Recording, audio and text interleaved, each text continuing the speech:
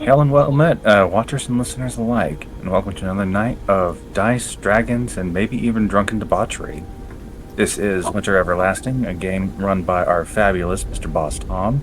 I am Sabarin Volthert, and I play the role of Lash, the Red Light District Paladin, if you can enjoy that thought process. If you are watching this on YouTube, over on youtube.com/at Ancient Archive, that is the YouTube channel of our beloved Silsey, or in this campaign, Octavia. Her Twitch channel is twitch.tv/SYLCEY.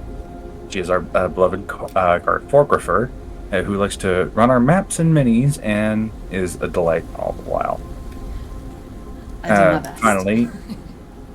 Finally, over in his dark corner of shyness is our Everix, who plays Mercury, our spider rogue. He's adorable no matter what form he takes. He may bite, but head pets are always appreciated.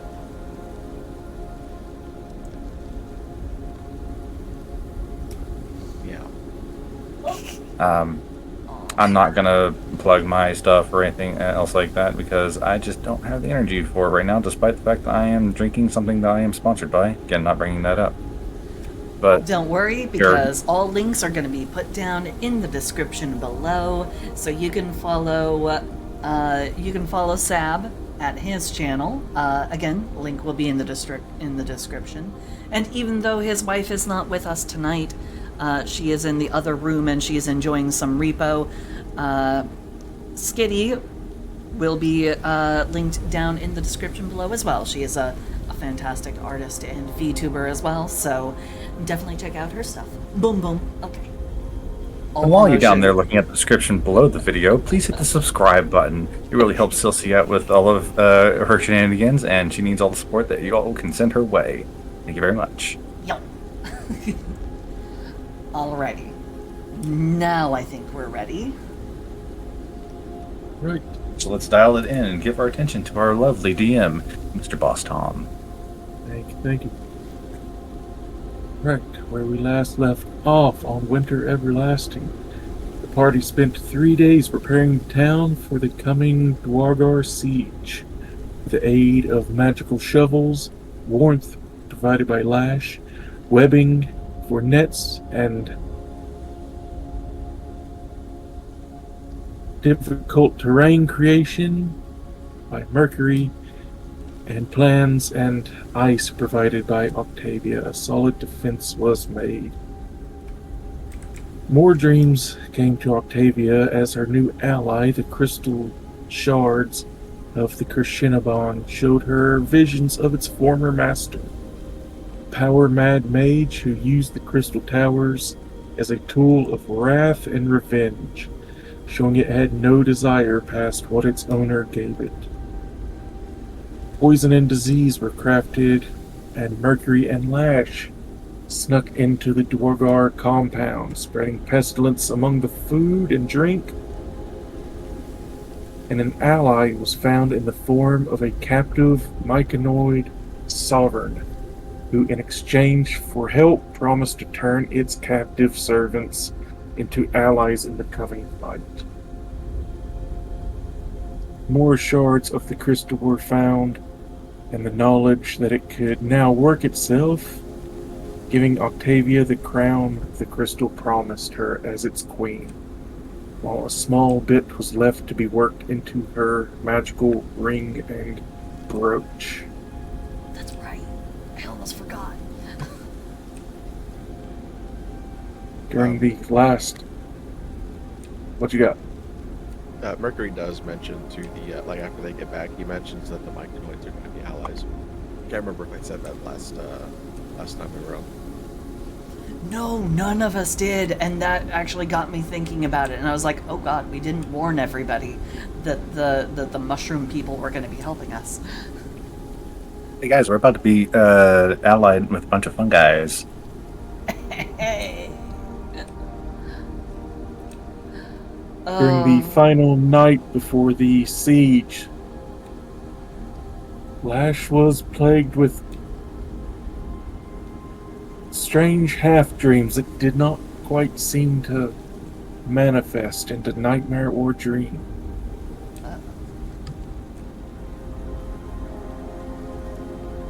Only remembering that it seemed something tried to contact her in the night. Boy. What passes for dawn approaches, and everyone is awoken to prepare for the coming fight. What would you all like to do before the Dwargar siege arrives? Oh boy.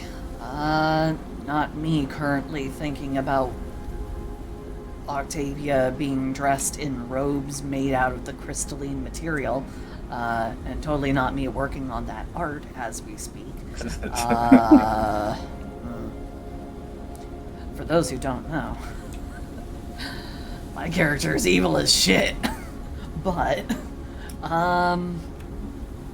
okay, I'll let others go first. I will let others, choose their fates first. Right? Mercury. Honestly, oh, never mind. Oh, if you want to go, then go ahead. Lash was gonna seek out Octavia. Well, shit. Okay, you didn't. It's like, okay, you didn't want to sorry. see. You didn't want to have a part. Too bad. I'll force it in. It's like, well, shit. Okay. I'm sorry, she's got a big question. Okay, fine. Octavia would be going back over to the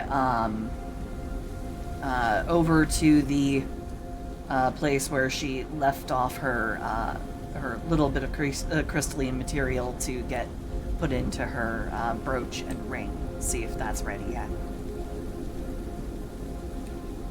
Oh, the blacksmith? Yeah, the blacksmith. Oh, they love me. They made my platinum rings. Yeah, that would be the place that Octavia would go. So you would probably see her on her way over there after a quick breakfast. So Yeah, Lash doesn't look like she slept well. Like, she slept okay, but like this is probably the least well that she has slept in a while. And yeah, it seems like she has a heavy question on her mind. Good morning, Lash. You don't look all that refreshed. Rough night last night? And yeah, I don't know what was going on though. I mean, don't get me wrong, I'm used to rough nights, but not like this. You deal with some pretty powerful individuals talking to like the gloom and whatnot. Have any of them tried to contact you in your sleep? That's how they kept contacting me. The first time the child did, it was while I was sleeping. I thought it was very strange. I had no idea where I was, what was going on. I just got pulled in effortlessly. Did they contact you? Are they trying to... I don't know. Did it feel like something? Because last night it was like I was trying to dream, but I couldn't focus on it, or like I was repelling it. I don't know. Generally, things don't reach out to me like that. So I don't like. What did it feel like for you? It felt like I was still awake. Like there was no real difference between my waking hours and being in this... Well, frankly, it was kind of nightmarish. So, not a place or a time I wanted to be. It was dark, full of mirrors, and I knew in some way I was still in the room where I had fallen asleep, but at the same time, I knew that I was somehow also somewhere else. Well, whatever was reaching out to me, I was able to keep from entering my mind pretty easily. Maybe it's not the gloom then. I guess something to think about next time I go to sleep.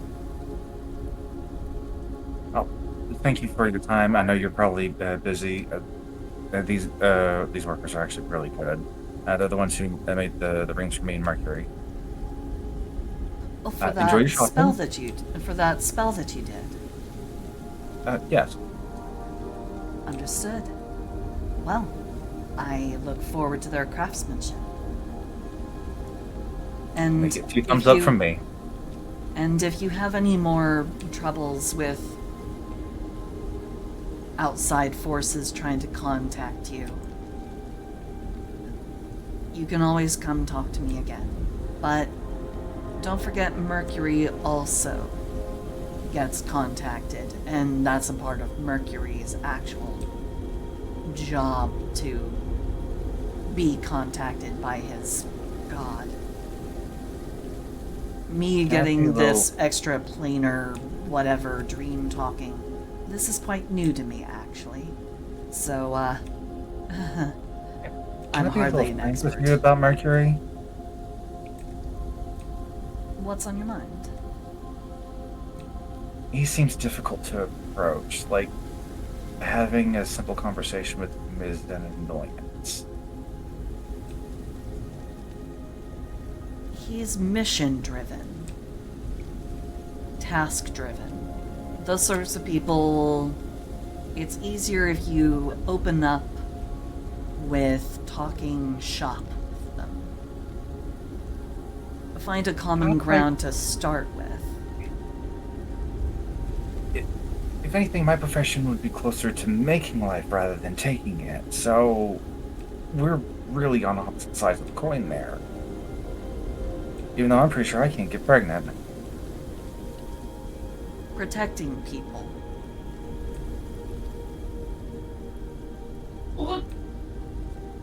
Try and connect over protecting people.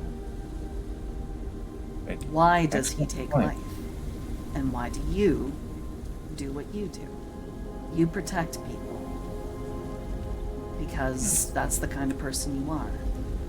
Mercury, despite all of the roughness, the abrasiveness, and the, rather terse way of talking, he is fundamentally here to protect people and to fight against a dark, evil force. And on that, I think the two of you can very easily connect. Mercury, I love the boy. He is very charming in his own interesting way. I may have short words with him once in a while because I'm not accustomed to those who are not quite as loquacious as myself, but he does what he does very well. And as long as you're talking the same language as him, protecting people, being bound to a duty that you see not only as maybe a matter of glory, but just a matter of necessity, that it has to be done. I think that might be a good point for the two of you to, I don't know, maybe develop a little bit of a bond. I will take your words into heavy consideration. I do need to speak with him today as well. See if maybe he does have some insight. He very Thank likely you. does. He's around here somewhere. But where is the big question? Because you cannot find Mercury unless he wants to be found. That is the rub. Oh well. Well, When it you comes to ha- his party members, he's not going to be hard to find. If you're his enemy, then yeah, he's going to be extremely difficult to find. But your My friend, guy, these two ladies watched a black spider disappear into the fucking snow. yeah. A man-sized spider disappear into snow. So yeah. They were looking right at him. Where did he go? Imagine that kind of fear of losing a spider of that size in your room. Right? Oh my god. I mean, But, minor yeah. terror, but yeah. But no, he could mostly either be found checking up on the reinforcements or In the room where you left him? Yeah, either that or the room where you left him. So if he's not in the room, then he's gonna be walking along the outer wall to keep an eye out. I'm just gonna well- move. I'm just gonna move everybody into random places. You're down here. You're down here in the conspicuous circular-shaped formation of rocks and snow. I don't know why. All right, so yeah, but that's where that's I'm putting you. Then that's where you'll find him. Lash will bid adieu to Octavia, giving her a quick prestidigitation to warm her up before she heads into Smithery. And she is off to find the spooter.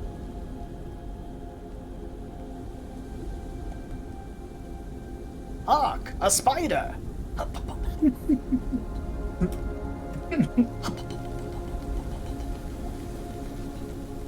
That is one of the main reasons Mercury still wears a mask too. Is like sure, he's got the trauma from Glass Lake and everything, but he always wore a mask, before when he traveled because even though he's clearly a spider, People suck. it's the face.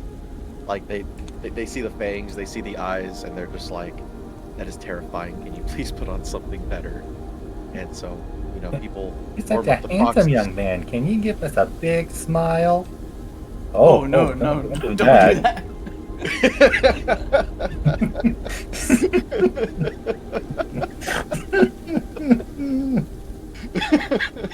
Yeah, pretty much.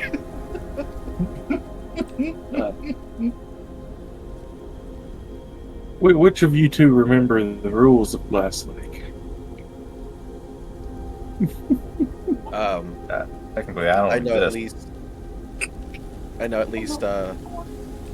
you had to wear a mask,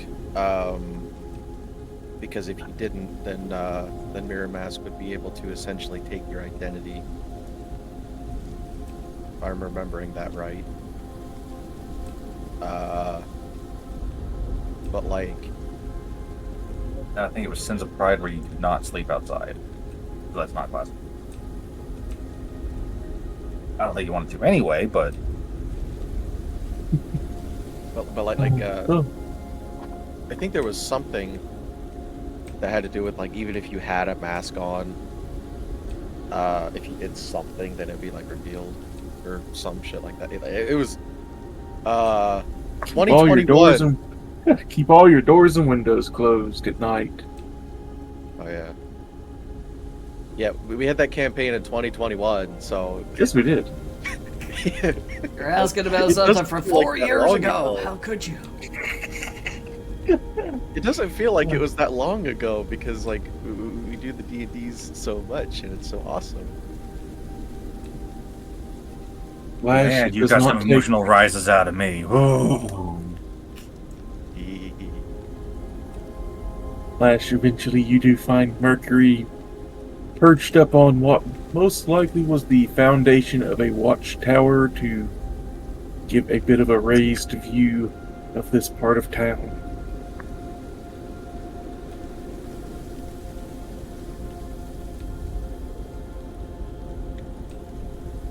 Hello up there. Mercury just waves down, and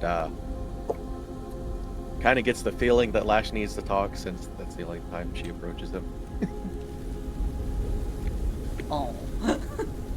I That's like, pretty much like yeah, like the only time Lash approaches Mercury is when she needs to talk. He doesn't mind it though. He's just like "Okay with everybody." But yeah, he'll climb on down. What's up? So, have you ever talked to a god before that wasn't your own? Because you said that the way that you talked to the Raven Queen was that you have to basically be on the cusp of death. Oh goodness, have I ever talked to a god that was not? I believe so. Yeah, of course I have talked to the Raven, as you mentioned. I've also talked with the child numerous times, but they're a false deity, so I guess that couldn't count. I can't remember if I've talked to another. I can't remember if I talked to Rodriguez. He talked to his pretty often. It's just, it feels like last night something was trying to reach out to me, but I didn't recognize it, so I guess I just naturally pushed it away, so I don't know, it really messed with my sleep. It didn't seem like it would be the gloom, because the way that Octavia talked about it, she was just there. There was nothing to resist. So I was thinking, maybe where I'm a paladin, I've gotten the attention of some god, or I don't know, maybe I need to focus more deeply on the hammer inside of me. I don't know. I just don't know what any of this feels like. You'd think as a paladin I would know my way around the deities, but I'm pretty not smart. It's understandable. I mean, whenever the priest back at home starts talking about gods and deities, I'm pretty lost too. But from what I have gathered from our priest back home, the god seems to be giving you consent as to whether or not it wants to communicate with you, or whether or not you want it to communicate with you, because usually it's you that reaches out to the gods, like say you do some ritual or something like that. But that's, like when you do the ritual, you're basically saying, I am actively looking for you. Whereas the gloom, of course, they will just brute force their way in. I've had plenty of conversations with them, none of which were consented to. But I'd say if this god is trying to reach out to you and giving you the opportunity to accept, I would see what they want.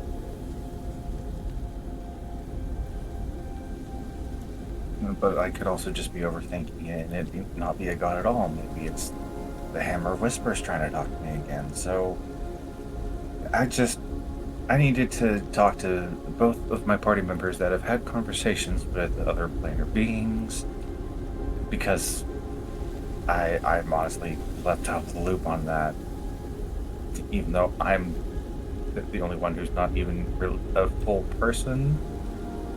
I don't know. I'm honestly kind of surprised, because I would be completely different in that aspect. If I had a weapon that was trying to talk to me or reach out to me, but I didn't know how, I would always be open to just trying to hear every whisper to see if it was that one. I can be reckless sometimes. I'm not exactly gonna hide that fact. You've got some resilience. But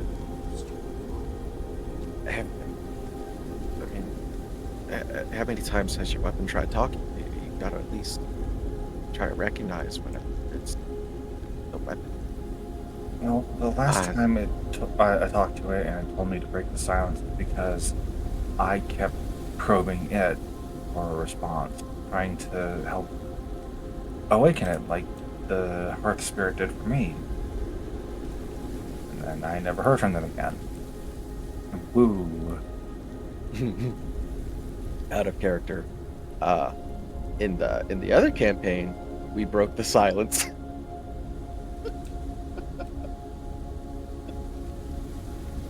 Which one? Oh, yeah. Yeah, in my game. Yeah, that silence got broken pretty thoroughly by our ranger bard. Indeed. That's so funny. It's so funny. I thought it. You have to break the silence. We broke the silence. But no.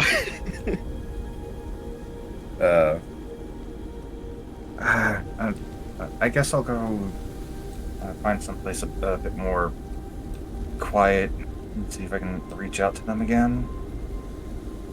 Yeah, I really wish I could help out with that, because breaking the silence, that's such a vague term.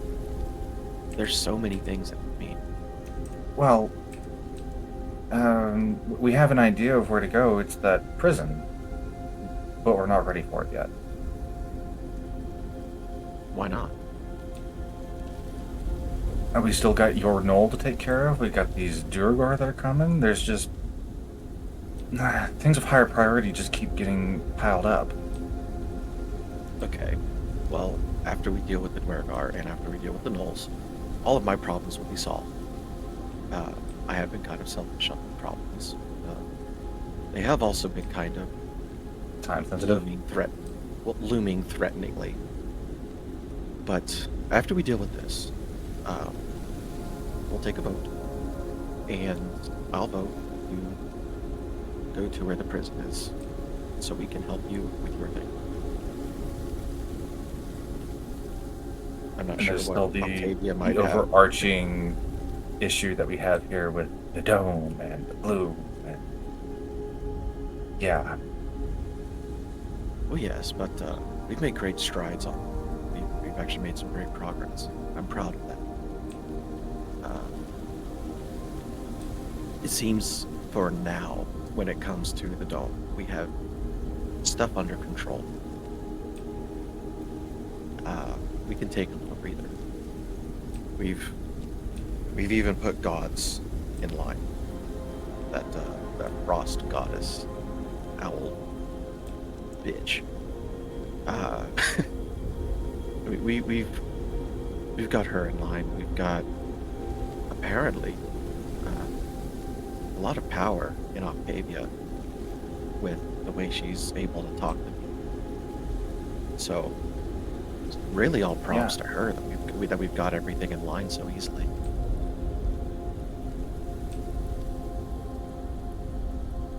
well, you take care of yourself out here. I know your cloaks keep you pretty warm, so try not to let this slip off. I'm gonna head back to the speaker's room. I'm sure he's busy drinking elsewhere, so I should have some time to myself to kind of meditate on this. Take care. All right, let's see.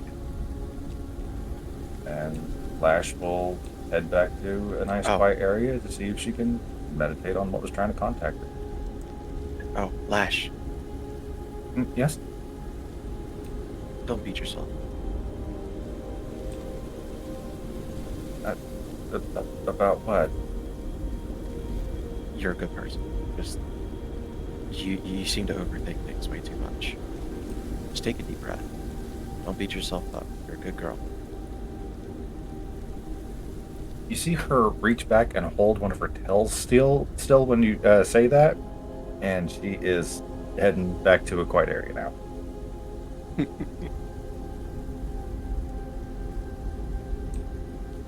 Subtle, I know. Brick through a glass pane. Yep. But yeah, she is going to try to meditate on what was trying to reach out to her, and I'm sure that will give everybody else plenty of time to do their own stuff.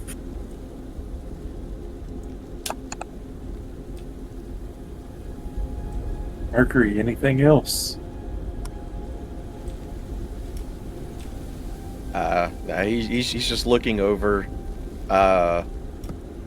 I mean, as I did mention, he's going. You know, he has gone to everybody, let them know that the mushroom people are going to be friends, and he informed the speaker onto on the other their successful infiltration, hoping that the weakening of the Dwergar is successful. But yeah, he's looking over each and every, looking over all the traps, all the stuff from his perch, to see if he can see if that they're staying proper. My goodness, I am so bad at talking.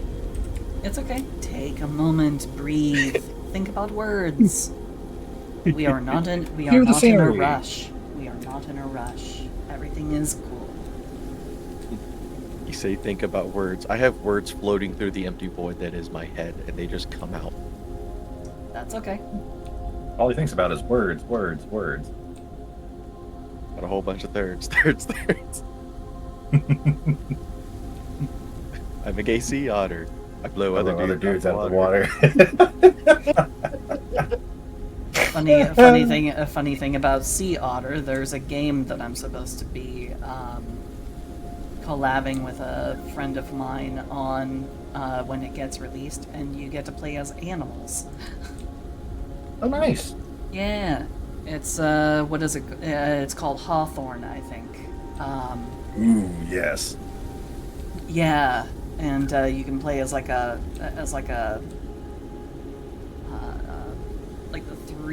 three animals I think that they have that you can play as. You can play as a mouse. You can play as a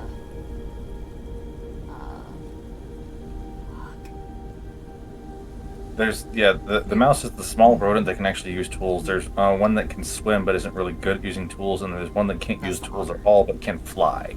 Yeah, the otter. The otter is the one that can swim, and I think it's an owl. I think an owl can do the flying. I mean, that would make sense. The mouse ride on the owl. Yeah. Yeah, because that's their icon. Yeah. Sorry. Either way, though. Go ahead. But yeah, he's just looking over the landscape, checking to see if there's any early invasions or, keeping all the reinforcements good. That's basically what he's doing. He's full focused on the fight, even if it's still a little bit of ways away. So in the immortal hordes of Barty Crush Jr. as Mad Eye Moody, constant vigilance. Constant vigilance. Vigilance. Octavia, Yes. reaching the far frozen expeditions, you see smoke coming from the chimneys. Entering, you see the human proprietor, Tennis, standing outside of the backroom forge with the curtain pulled back a little bit as she seems to be almost nervously peeking in to see what's going on in there. Oh boy. I hope the tower is not trying to reach out to another to bring in another player. That'd be bad. I'd hate to have to go to work and fix the situation. Yeah, Octavia will go ahead and she'll step forward. Hello. I hope I'm not disrupting anything.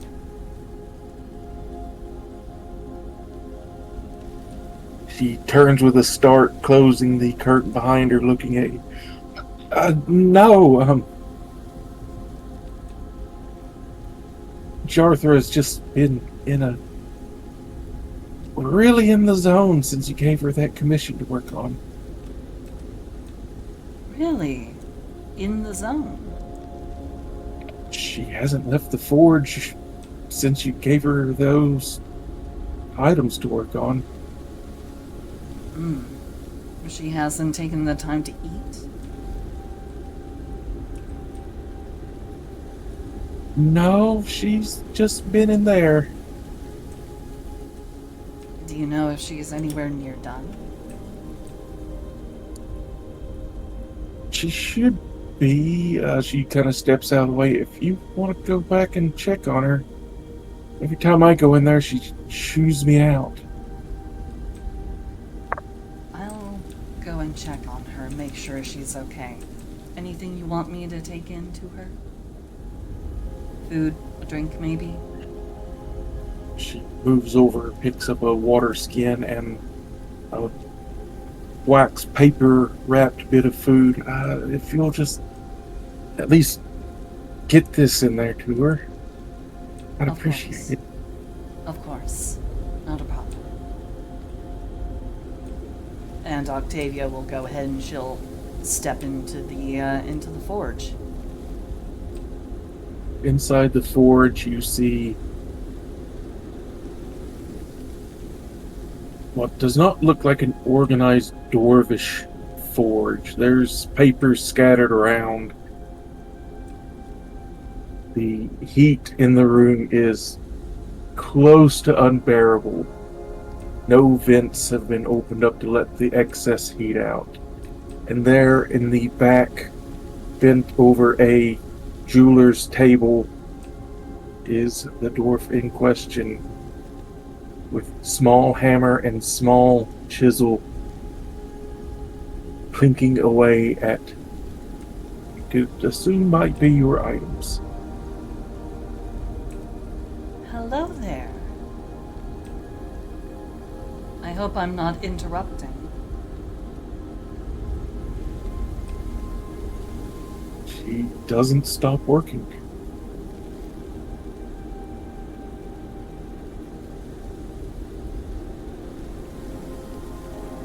As hard as you may be working, I figured it would be a good idea if I were to maybe bring in something for you to eat and drink. There's a long day ahead of everyone.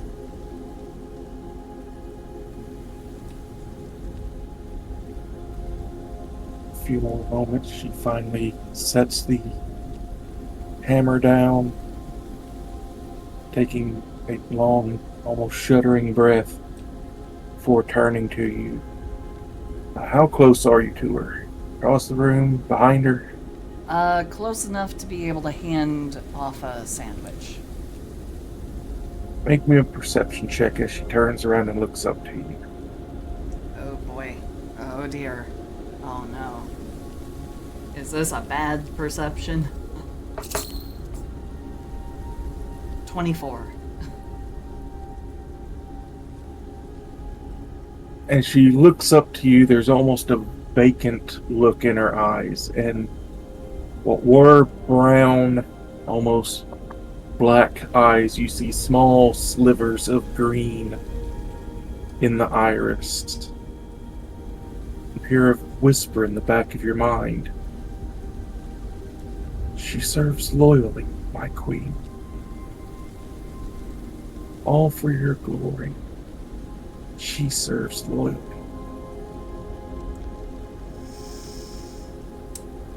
I think we need to talk about executive decisions, she says in her head. And this is one of those times where she was willing to do work and did not need prompting. We need to only prompt those who show resistance. So, my polite request, if we could restore her mind. Please. No request needed, my queen. Your word is my being. Of course. Watch the dwarf blink a few times. The green is still there in her eyes. A little diminished, but still there. She looks up to you, shaking her head, hair matted to her face. Didn't hear you come in. You've been very hard at work. You need to take a rest. And Octavia will actually like lead her over to a seat and gently push her down into it and hand her a sandwich and hand her the water skin. You have been apparently working all night, so you definitely need to take a rest. Today is sort of the big day, that we're expecting everything to go very, very wrong. So, She rubs at her eyes a bit. Inspiration struck me pretty hard, I guess. it could also be a little bit of the magical nature of the item itself. It has a bit of a way of getting people's attention in a special sort of way. I'm sorry, I should have warned you about that. No, it's perfectly fine. She takes a long drink, unwraps the wax cloth, showing it's a small sandwich. She takes a bite, points over to the counter. Your items are finished. Thank you so much. How much do I owe you? She blinks a few times. I was actually rather privileged to work with it. Consider it just on the house for giving me such a fascinating project. And all the extra bits are in the pouch next to it. Of course. Thank you so much for your hard work. It's best for you to rest now. She leans back a bit and you see her eyes growing heavier as she kind of slumps a little inside it. I think I'm going to take that nap. Let's get you out of the hot forge area and get you somewhere where you can rest horizontally on a bed. And Octavia will lead her out of the forge and to the human and be like, I managed to get through to her. She hit a particularly strong creative vein of inspiration.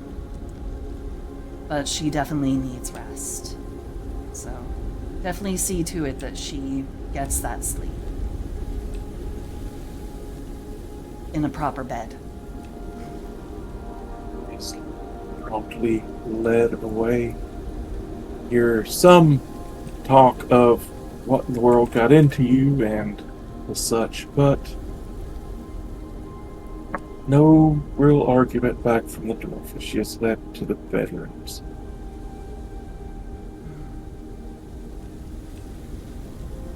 And your brooch and ring lay on the table next to a satchel with the rest of the unused gems.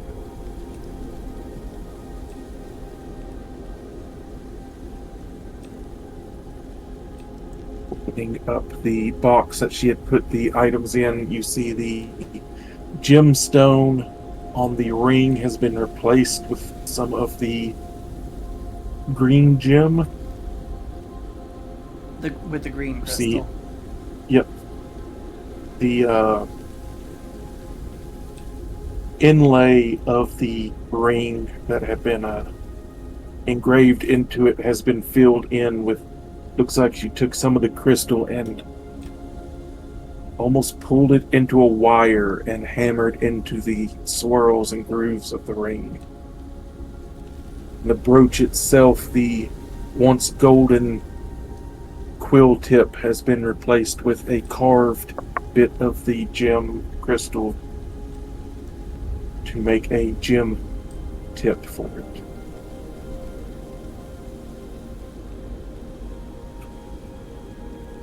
Exquisite.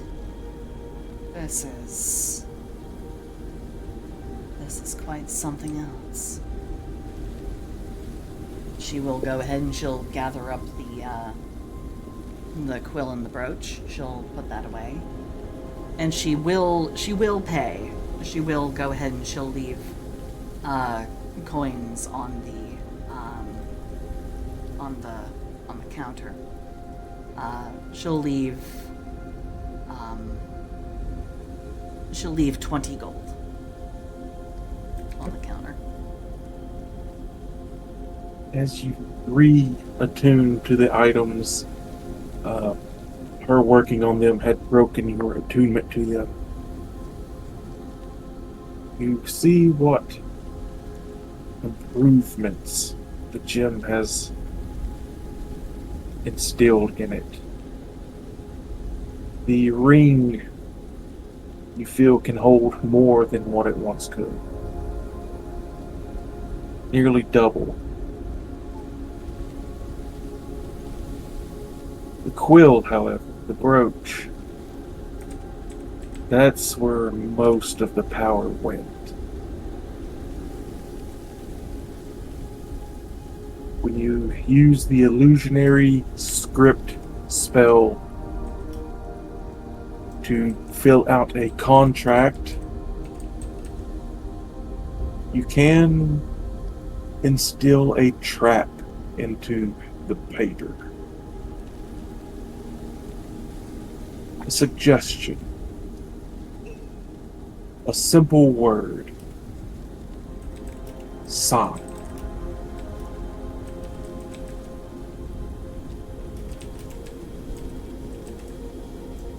Using your This has spell become save dangerous.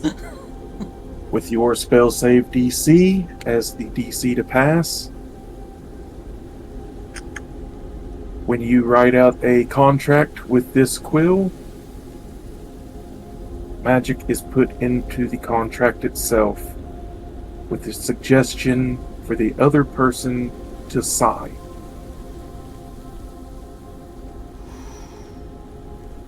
Ooh, okay, I've put that into the notes. Oh, I should change that so it doesn't say command, and I should say that it is a suggestion. Okay. Simple suggestion. Yeah, Sign. simple suggestion. And with that, she will also take all of the remaining bits, and she'll allow that to be reabsorbed by the she'll let that be reabsorbed by the crown. You hear that same almost purring voice in the back of your head. Does it please you? It is most exceptional, and I look forward to using it. But today is not the day for using it to sign treaties or contracts. That will be another day. Today is going to be the fist of iron rather than the velvet glove.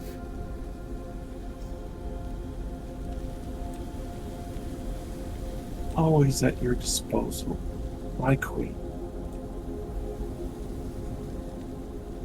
And with that, she's going to go ahead and she's going to leave the shop and make her way. Boy, where would she go at this point? I have the Hook, Line, and Sinker Tavern. You have the Northern Light Inn. The rest of it is... Boy, I have no idea where she would go at this point because she's gotten the thing.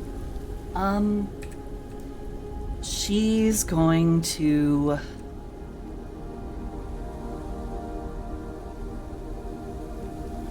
Okay, this is player Silsey having trouble remembering, but what's his face, the speaker, did recognize the material and said that it was that it was dangerous. He knows of it. It is Yes. bad mojo. Yeah. Speaker Trovis does recognize the material. He didn't say anything about there being more of it anywhere nearby that he knew No. of, and no more in the town. So, talking with him to ask more about it would be problematic.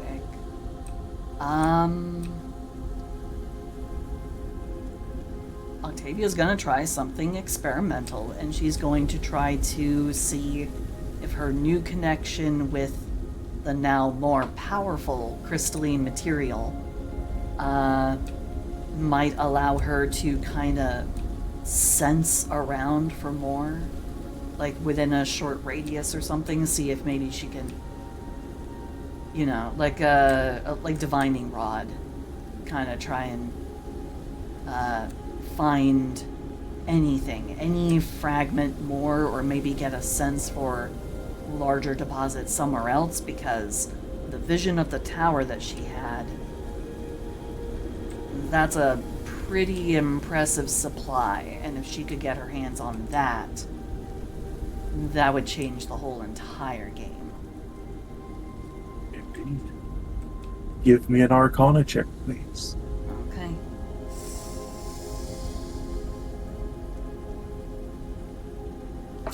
These roll good. Silvery barbs myself to give myself advantage. Go for it. Fuck. I shouldn't be doing this, but I want a good roll. Octavia wants a good roll. Don't disappoint her. I want my good rolls, damn it. And I'll give myself advantage. 23.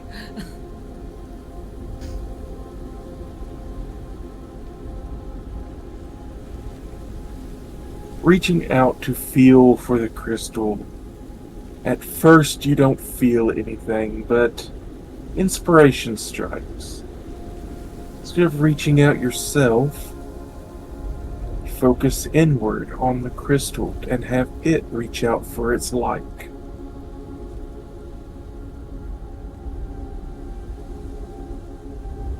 You close your eyes. When you open them, in several directions, far in the distances, you see subtle pulses of green light. There for a bit, enough to give you direction. Alright. Mind if I mark on the world map, those locations? Yep.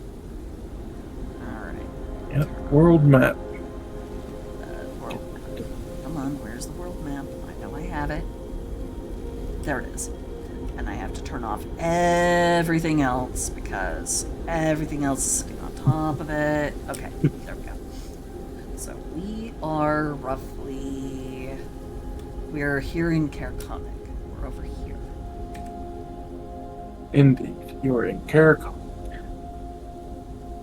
Oh, nope, that's the other thing.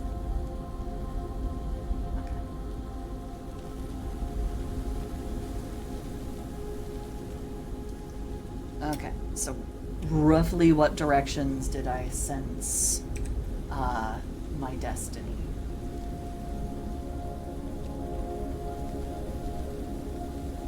You feel the three larger pulses.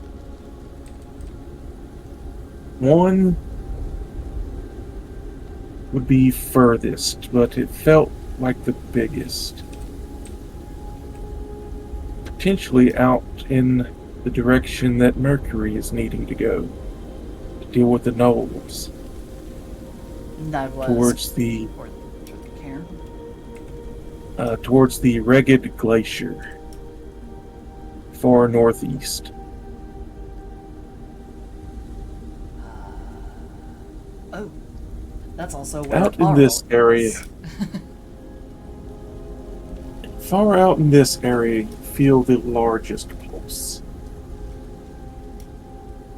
think if you get closer, you can more pinpoint it, but that's the general gist of it. I'll mark it with a Sims plumb bomb. The second one would be in the spine of the world, the mountain range. Southeast. Right around where that... down just a bit in that clearing. Right about there would be where you kind of get the second ping. A little The bit last smaller. one, you... little bit smaller. About the same size as it is out towards the sea of moving ice.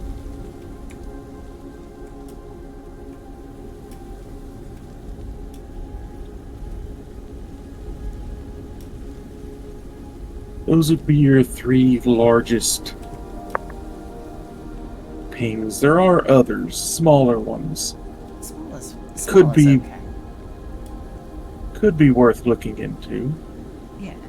One small one is in the dwarven hold of Kelvin's Cairn.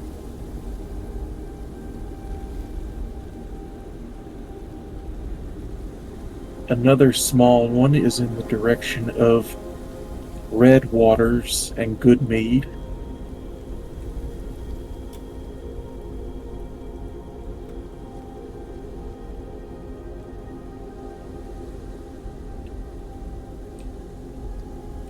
The last small one, surprisingly enough, Targos. Oh no. You remember in your dream, Targos was nearly wiped off the map by the crystals. Yeah, that's the oh no. So perhaps someone there kept parts of it.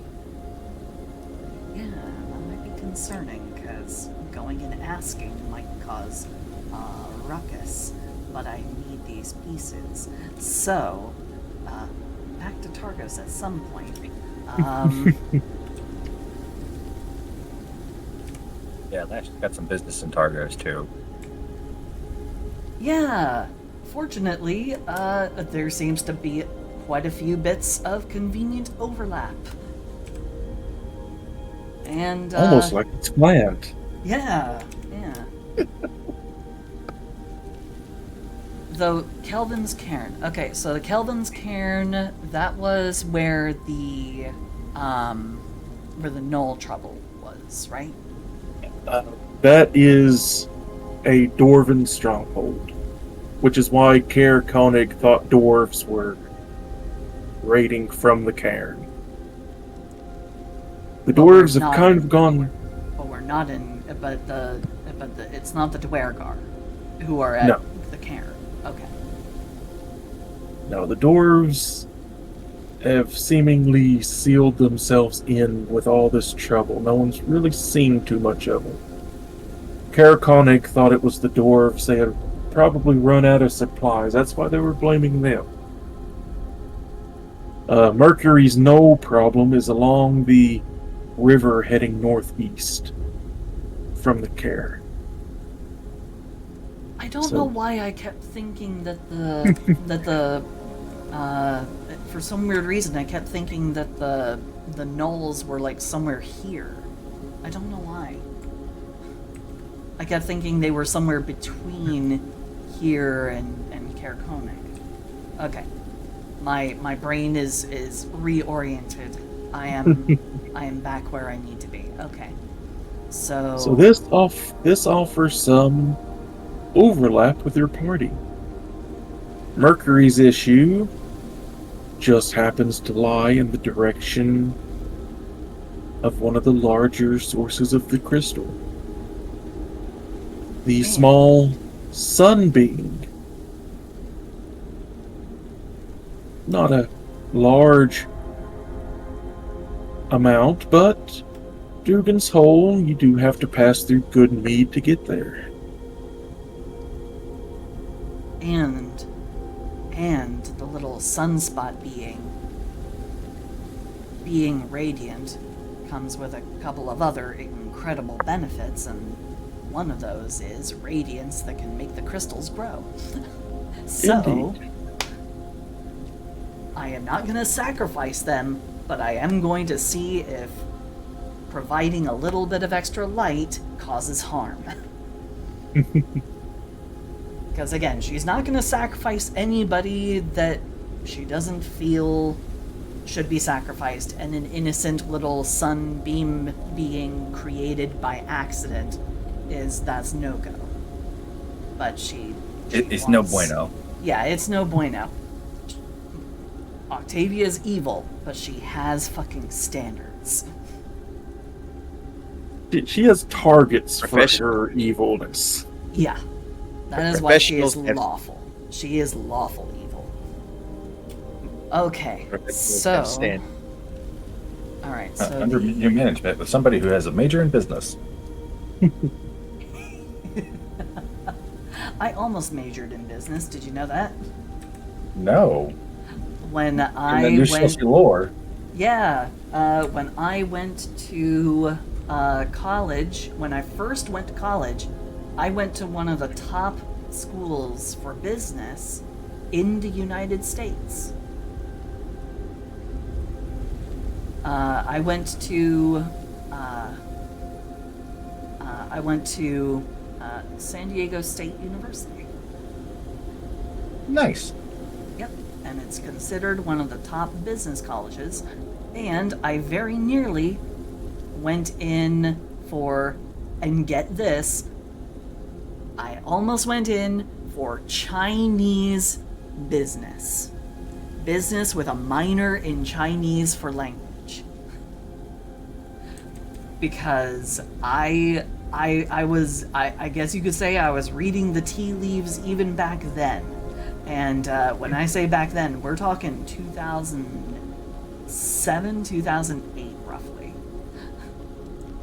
Damn. So, yeah. Right. If you were going to college in 2007 or 8, and I didn't graduate high school until 2011, I'm almost scared to ask how old you are because it's rude to ask a lady her age. 36. Okay. I will be 32 at the end of July. So Yay! you're a little over 4 years older than me. Oh, wait, 36, end of July. What day, so I can write it down on my calendar? So my birthday is the day before Harry Potter.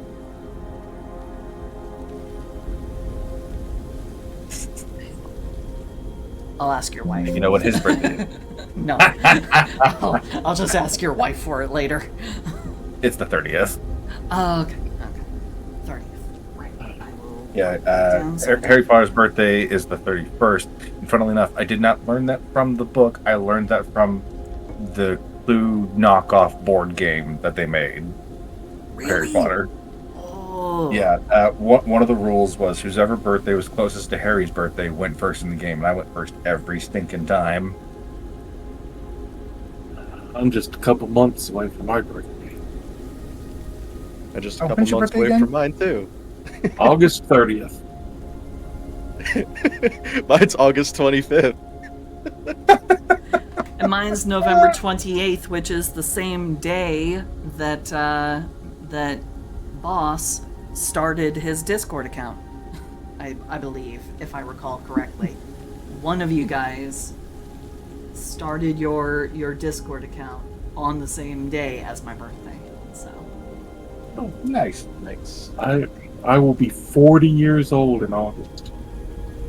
I will be 30 years old in August. yes, it is Boss. Boss has been a member of Discord since the 28th. So yep. I gotta check mine because you got me curious. Yours, June 21st. Oh, We're How do you almost. check that? You just go into into the DMs that you have with a person, and it will have it in there about me. There's a member since. So it will show you when how long they've been a member. Well, if you go down to where your icon is in the bottom left of Discord and you click on it, it brings up like your mini profile. You can click on your profile picture. It'll bring up your main profile, and it'll say member since. June 21st. So I've been a member of Discord since July 31st of 2016. Yep. Yep, on June. And you have been a member of Realms of Dread since that same day. Because it has both of those up there. Well, anyway. So yeah, a little bit of interesting Silsey lore, and now with that, I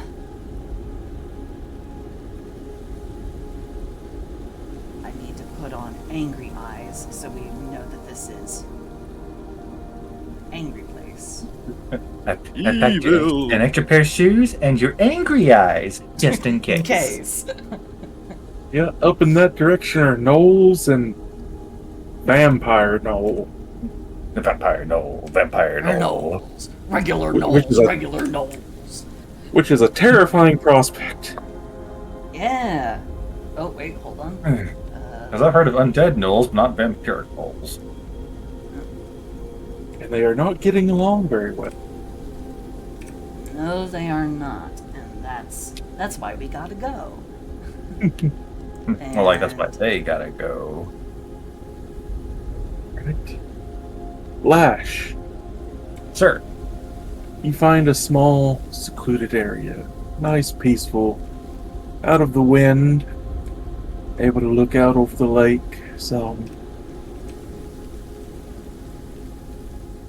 Give me and since you are specifically focusing on this, give me a religion check at advantage, please. See if you can reach out. So You touched plus someone. 0 at advantage. Plus 0 at advantage.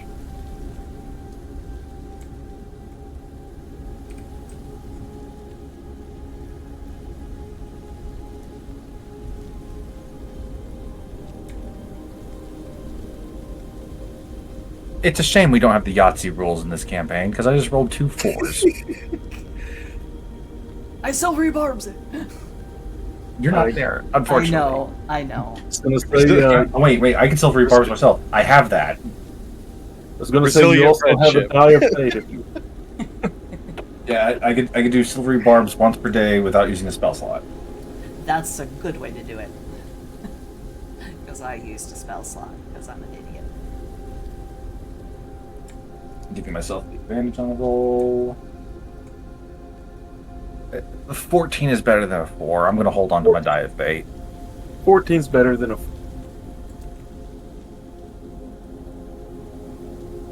You're not really used to this whole religion thing, even as No, a paladin. sir. You're more a paladin of an ideal more than a religion. I gotta get on Yeah, my I- knees for a different reason. I've also made others get onto their knees and worship me. Everest Oh. is crying somewhere. Yeah, I was about to say that. Everybody's Flash just wouldn't need to looking at- work very hard to make Everest worship her. Somewhere, everyone is staring at the fox boy on the floor who's curled up in the fetal position and shut up at me. The biggest hurdle to getting Everest to worship Lash would be Zira. Zira's pretty open about well, as long as Zira can trust somebody, she's perfectly fine with it. Again, that's the biggest hurdle because you got to work for Zira's trust. Everest, you got to be pretty and nice. Oh yeah, they're like, despite Everex's innocence, he it's easy to get him on his knees. Or Like, no offense, I'm pretty sure I can get that boy to follow me home with the Gordita Crunch. yeah, you could. Like For those who I don't know, don't know. for those who Yeah, don't know, every- these every- guys are talking about characters from other campaigns I did not have the pleasure to be a part of. Oh no, Everix is just Everix's OC. Yeah. Yeah. I so wish you were a part of the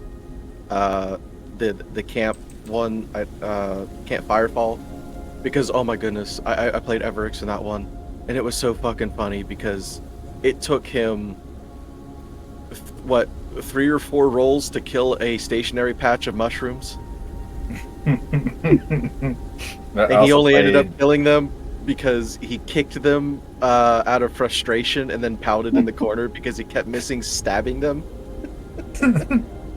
I also played the big-titted, punchy lizard Miz. Yes, I missed a lot of stuff. I'm sad that I have not been a part of this group for longer. I wish I'd found you guys sooner, because you guys are awesome. And this all happy sounds like you. a bunch of fucking fun. We are happy you're here. You haven't gotten a chance to meet the man that played the rabbit boy that inspired a god because of fish people. Met Kuatoa. I love that whole idea of just this fish people that fucking grant godhood to some random fucking shit because they're like, ooh, they become devoted. I kind of sort of hope that Octavia runs across some, because that would be a great boon to her fucking goals of eventually becoming a fucking god. They're all stuck under the lake. As long as you can guide that specific missile. Oh no, what have you been canning all this time? Knuckle-bone trout. Knucklehead or knucklebone? The trout. What are they called again? I think it's knucklebone trout. I think so.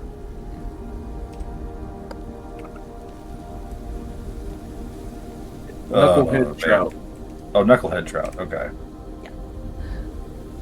So I've not been going after after Kuatoa. No, they're fine. I would never. If it can talk, it doesn't go. is Kuatoa. If it can talk, it doesn't go on the table, unless it likes that sort of thing, and then that's a personal choice. Flash, Sir. as you begin reaching out, think on your tenets. Think on what they mean to you.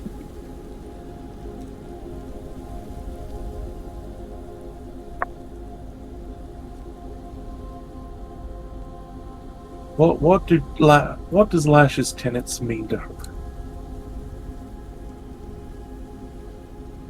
It means that your identity is what you are in the present.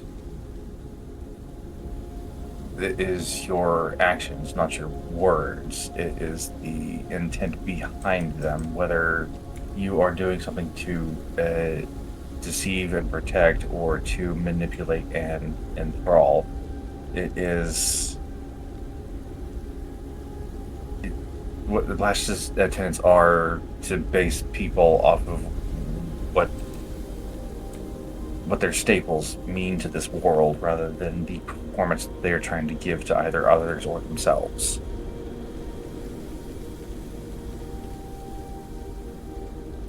Because she doesn't necessarily know what she is. She bases who she is on those around her. And she's had to basically find security in action rather than word.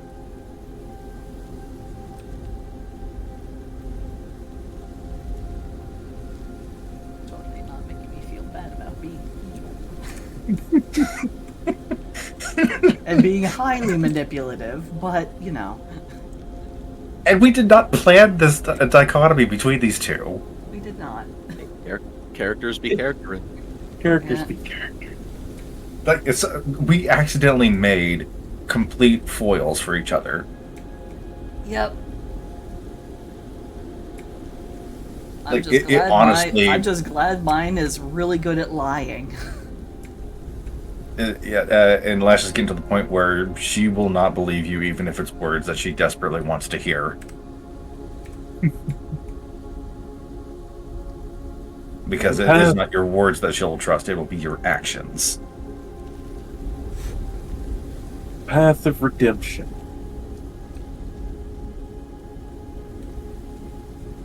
Peace, innocence, patience, and wisdom. But not naivety. As you focus more on them, you feel a warmth. Almost like a hearth. Like home beginning to spread. Not from you, but from an outside source.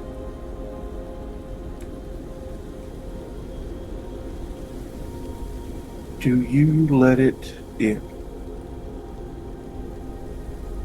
Yes. Because this does not feel cold like how the gloom was described.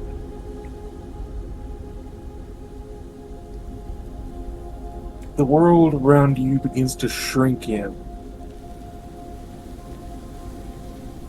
You find yourself in a small wooden room.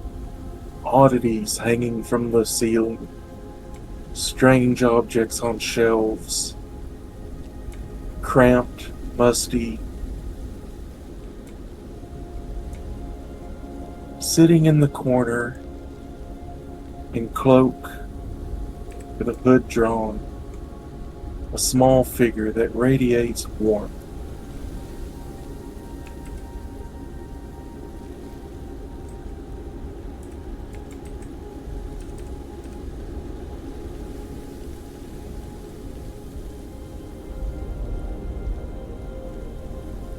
Would you like to say anything to it?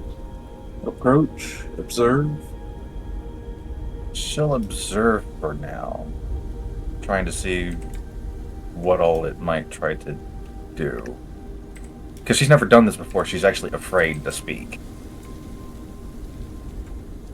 It sits there, knees to chest, playing with a few strange objects, almost like small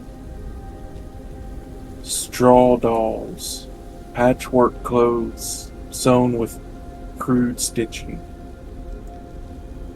They stop, look up at you, bright orange eyes peering out from under the hood, before the world comes crashing back in around you. You made contact with something.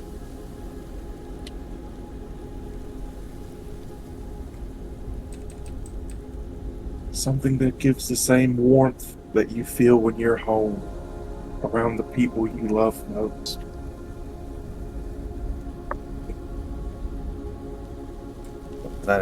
Was that a deity or a simple hearth spirit?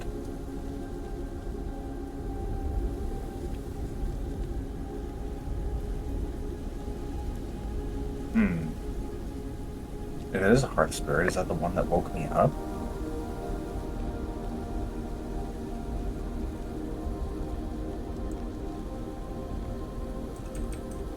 Like, this has her mind fucked for a little while now, because this is her first time doing anything like that. You can think back on some of your experiences if you wish. Give me a history check. See if any of this makes sense. Another thing I'm good at, because I'm pretty and not smart. So just a straight roll. Hey, 19! Warmth. The warmth of the hearth. The warmth of the sun. Bright orange eyes peering out from under a hood. Without knowing it, you think the created sun creature has reached out to you. The thing spawned from the Dawn Star.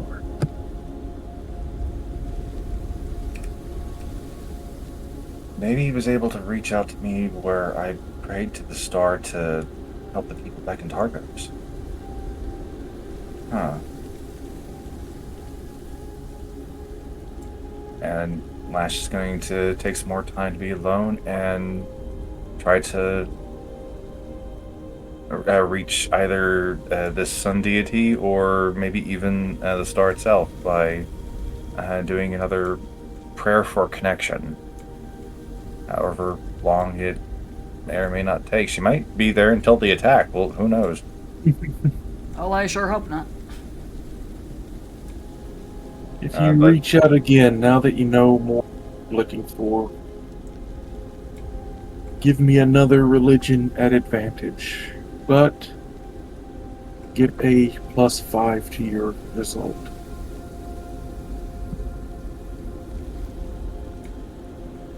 You? 15. Better than a 14. You reach out again. The world comes streaking in, small, the same room.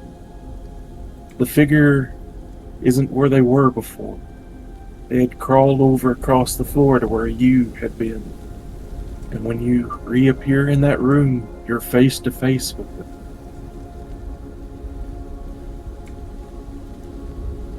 Innocent, bright eyes look into yours. Eyes that have never seen the world before. Have never known anything of the world before. Besides this eternal cold.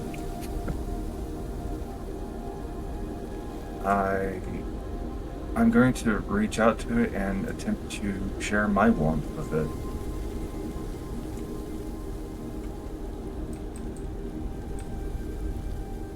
Reach out. It reaches out and touches your hand. You feel the warmth of a spring day begin to spread under your fur. The first real warmth of the sun that you've felt in quite some time. And so on. I had almost forgotten.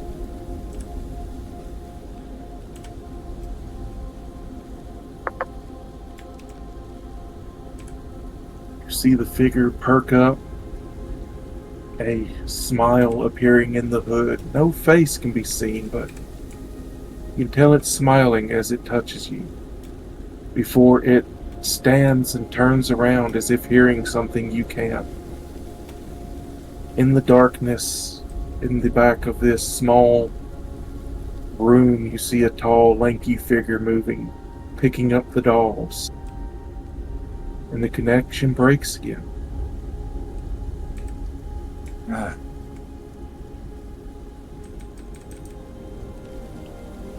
When you come back to reality, your hand is still warm.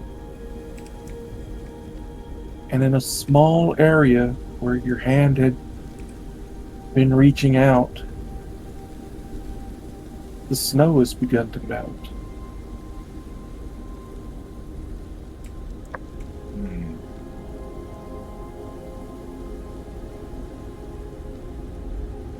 I need to find them.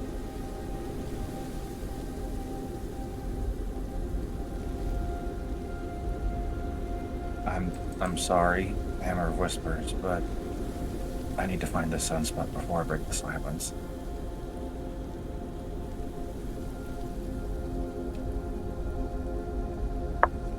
Once more frustratingly quiet from the spirit in the hammer. No, he's not.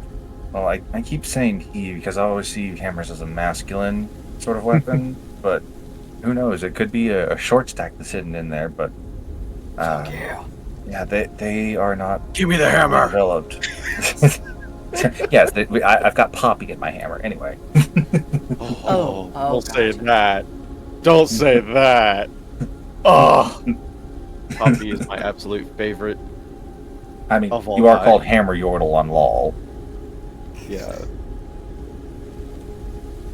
But yeah, just where the hammer is not fully developed, it's like trying to get a child to use full sentences or even just speak up whenever they don't want to. Like, she understands that this is a very confusing time for them. So just kind of giving them space and allowing them to just be in her warmth. Yeah. Not looking forward to the day that they become fully sentient, because then they will no longer be able to be absorbed by Lash and will be jettisoned out. Yay.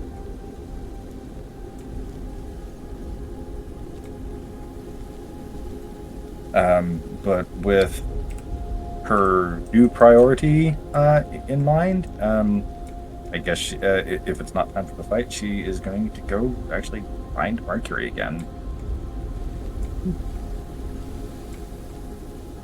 You'll be in the same spot. Mercury, once more, someone's coming to talk to you. Because why else would they be coming to you? That's so sad. Oh, the little sunspot. I love him.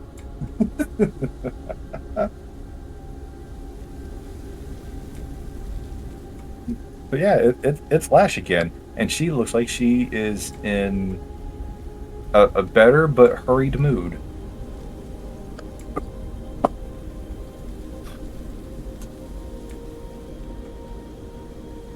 Yeah, he notices her because she's not exactly the stealthiest. Nope. I mean, if it wasn't for the plate mail, it'd definitely be for the snow. Crunch, crunch, crunch, crunch, crunch. Tails dragging in the background, making like, and she's just rushing along. Right. But he climbs down. Hello again. Hi. So I took time to reach out to see what had been trying to get a hold of me, and I made a connection with the sunspot being.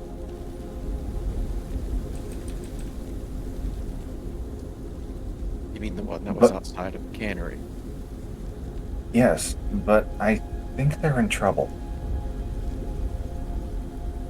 What do you mean in trouble? Something tall and lanky and dark was after them. I couldn't Mercury. recognize it. I couldn't see it all that well. Mercury looks down to his shadow. Shadow shrugs. It's like, hey, don't look at me, brother. On me. I've been Don't, here the don't whole look at me. time. You're my alibi. Something tall, dark, and lanky looks down to his shadow. Well, you're not tall. Hey. And it's like, and whose fault is that? Oh, shots fired! But yeah, something is after it. It might be the gloom. It might be something else. I don't know. Again, I did not get a good look at it.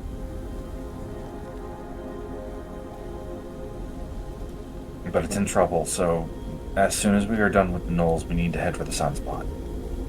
That is where my vote is for what we do next. All right. She could let Octavia know. Okay. Has anything happened out here that you need help with? Has anything broken?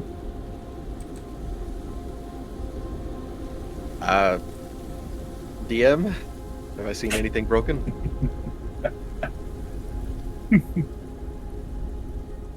So far, nothing broken. He will relay that. It's just, so far, nothing's broken. I've also been checking to see if there was an early invasion, or I don't know anything about Dwergar. Except they're small. But they can yeah, so far become nothing. not small. If they they can want. become not small. Yeah. But Well, who knows? Maybe they all killed over in the night. we can all hope. Well, I'm gonna go find Octavia and let her know about the sunspot and my apparent connection to it. Stay warm, stay safe. I guess if you need anything to eat or drink, you know where you can take care of yourself. You're actually really self-sufficient. I admire that about you. Thank you. And she will go see if she can find, I guess, Big Head Emperor Octavia, or Empress Octavia. Yeah, I saw you working on that. Eh? I have no idea what you're talking about. Huh? Eh? What? Eh? Eh? That? What do you mean? I'm literally working on drawing the Star Child. See? And Star Child, if love if I may say, this thing is damn cute. Yes, it is. It's like switching tabs when your mom walks in. I don't know what you're talking about. I've been working on Did you know homework that all for the night. movie Wish, we could have had like a person be the star? I would have loved the star to have been like a little bit. I did not see the movie, but from what I saw about it, I'm like, I wish the villain had been more compelling. I wish that the conflict had been more interesting. I don't know. It was enough. It looked bland enough that I didn't want to rent the movie. Yeah, but we could have had basically a twink that had starry freckles across his face. Instead, we got that little amorphous blob. That would. I mean, that's Nim. A twink with starry freckles. Yeah, that's Nim. And Daughter, that's the my villain star song to a was Nim. yeah, and the villain song sounded like they tried to copy Lin-Manuel Miranda without any insight by Lin-Manuel Miranda. Ugh, that's terrible. Ugh, I hate it. Though Chris Pine can sing. Yeah. Oh yeah. No, I remember Chris Pine in the Dungeons and Dragons movie when he did the distraction. That was actually him. Yeah, he can sing. He's actually really good at it. Yeah. But anyway, yep. All right, where's Miss Todd? At? Octavia is probably just finishing up resonating with the shards, and so she's going to she'll just be I guess stealing her mind, getting ready for what's about to go down. She's getting ready to throw down. So it was like she in a room by herself? Is she Nope, outside she's the just walking around. blacksmith? She's just walking around. She has no reason to be in the blacksmith anymore because she's not a weapon swinging sort of gal. Okay, so She's just yeah, walking but around. how hard would that be to find? Not terribly. Kobe's making no effort to hide herself. For So a yeah, bit of last time. yeah, bit of let time her you call do out to spot Octavia her. when she sees her. Oh, hello. I hope your attempt at a connection went well. Was Mercury of help? Much actually. You called me a good girl, and I don't know how to feel about it. I am very conflicted about this. You had the tone of I can see the future. Yeah, I can see the future. How did you do that?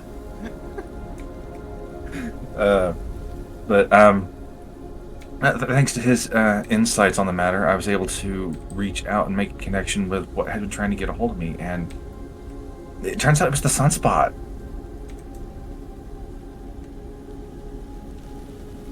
And I'm just gonna do an Octavia roll here. Don't mind me. Please continue. But yeah, it was the sunspot, and it's in trouble. Her face is completely and totally level. She does not have a sudden freak out. The sunspot. Down in Dugan's Hold. Yes. I had a feeling that it would be in trouble when we heard that it had gotten picked up. And then there's the added concern that there may be some sort of interest in it from the dwarves because they heard about it. I don't know how. Well, it's definitely not the dwarves that are after it. What was behind it? It was tall, it was lanky, and it was shadowy. I don't know if it was the gloom because I've never seen them. You would know. You would feel it in your soul, like a hollow, empty, yawning hunger void near you. I don't think I'd be able to feel that through the connection that I made with them because they reacted to something that I couldn't hear. And who knows, maybe where I was so close to it, I wouldn't be able to feel any cold. Octavia, I got to feel spring again. It was amazing. Do you hold out your hand to Octavia?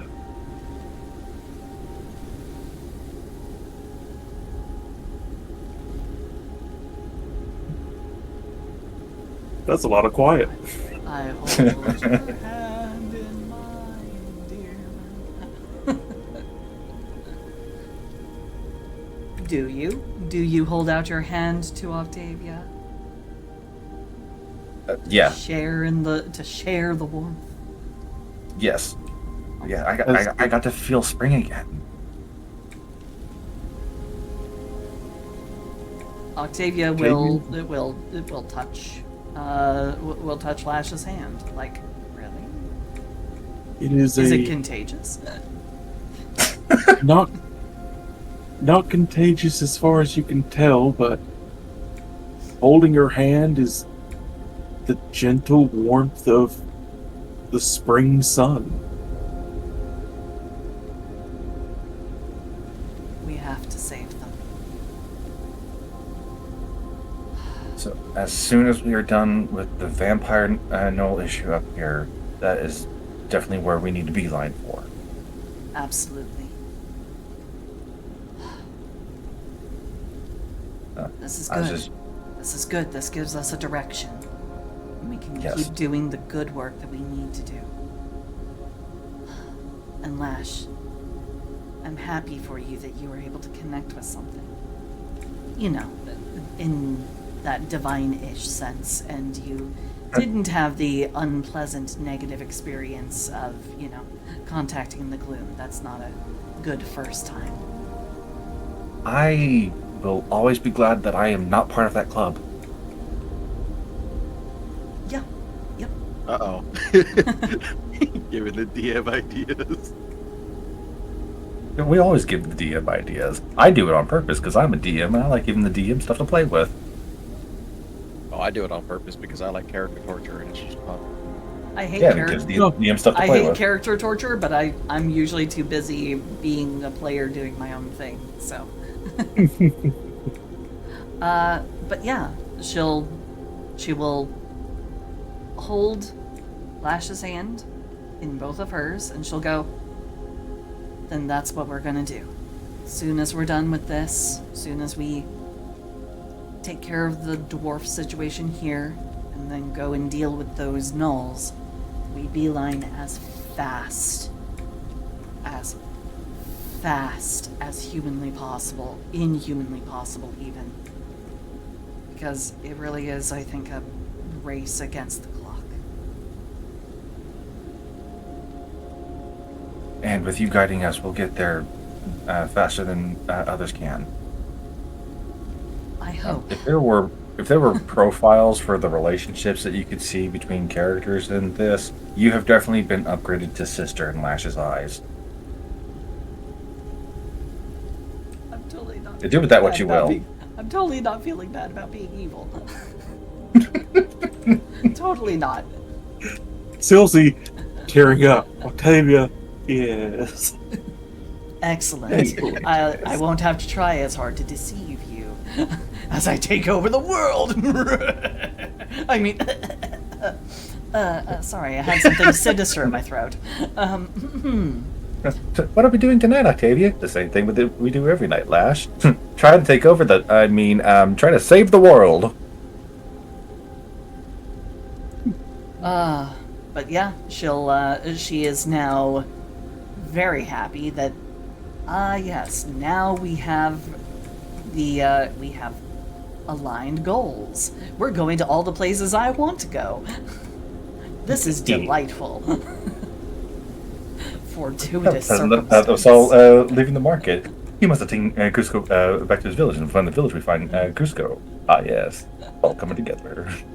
Yep, it's all coming together for Octavia, so she is excited. She is filled with determination. She has touched the flower, not the bad flower, the good flower this time.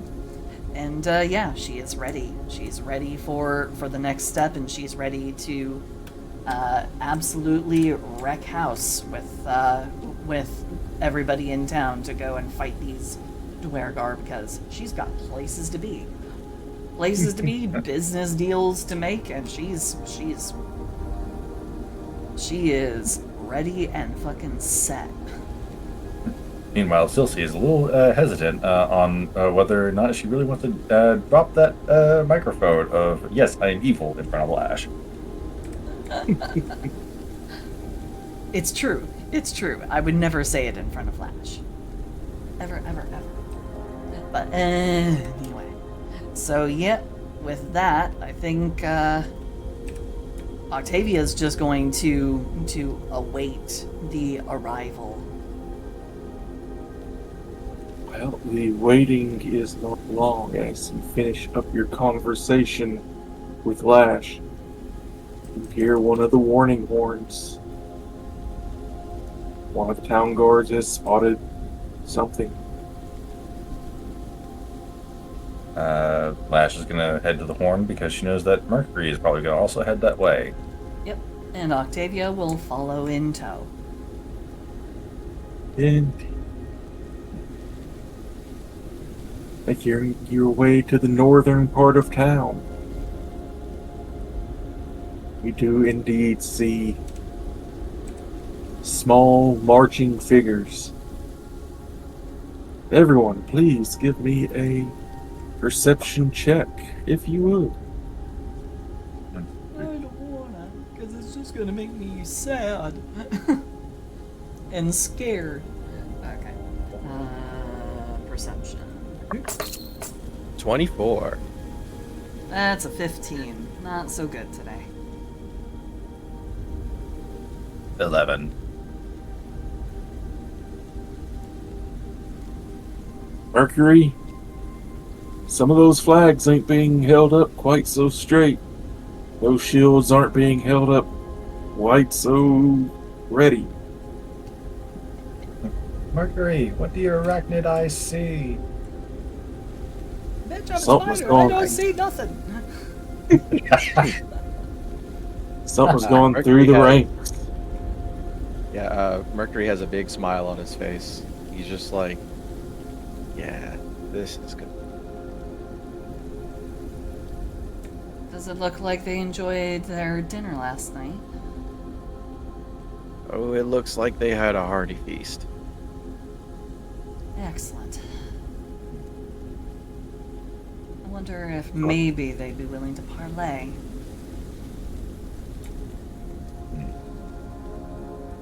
Would be excellent if we didn't actually have to kill everybody, but...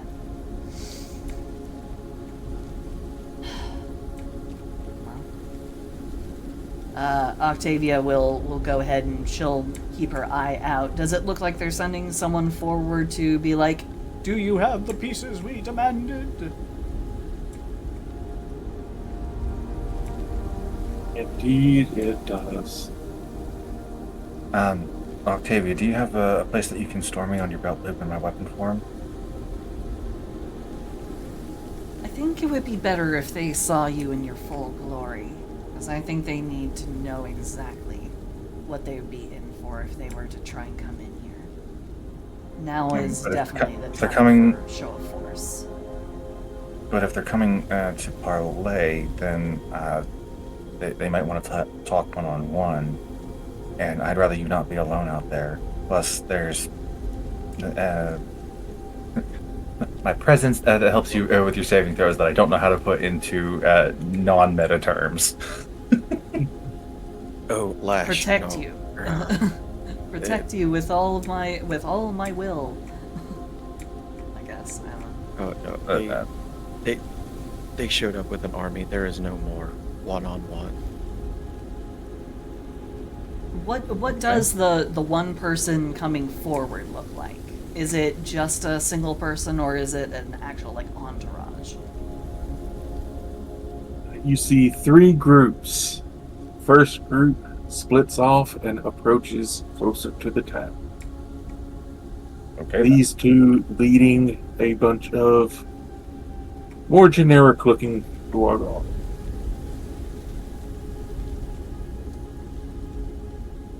Okay.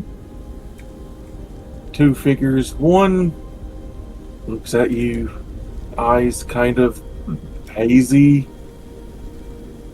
skin a little clammy. The other does not look affected at all.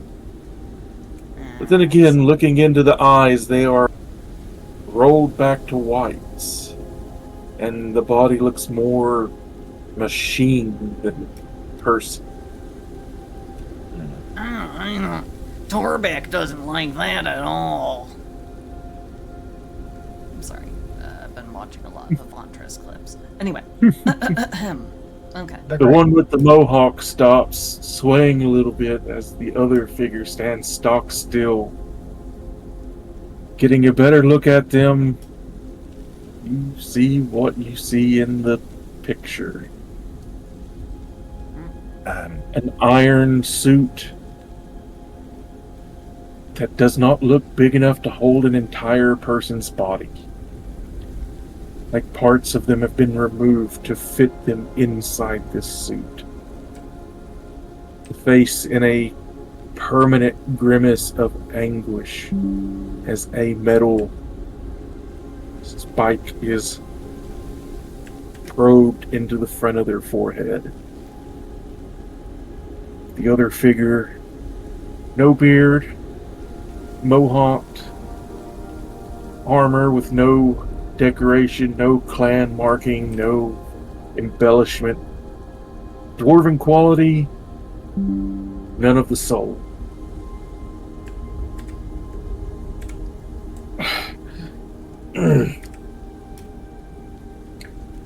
We've been sent to collect the tribute that was demanded. The tribute. Yes, that's right. You all wanted something from the town. What was it again? As she kind of like almost absent-mindedly kind of brushes her finger along her hairline where the crown is.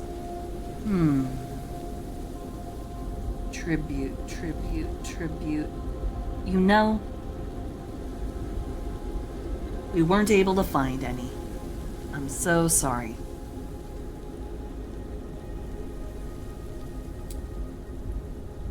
But, I'm not entirely sure. I mean, you've had a few days. We've really been doing our best to make sure we'd be ready for your arrival, but, are you sure you're really up to this today?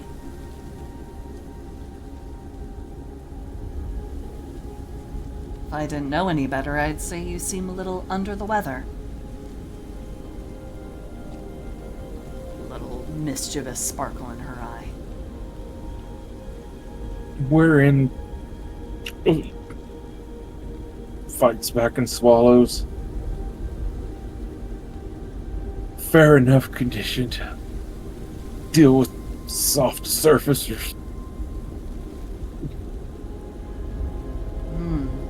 Such strong resolve. Had they decided to back down, I might have even offered to heal some of them.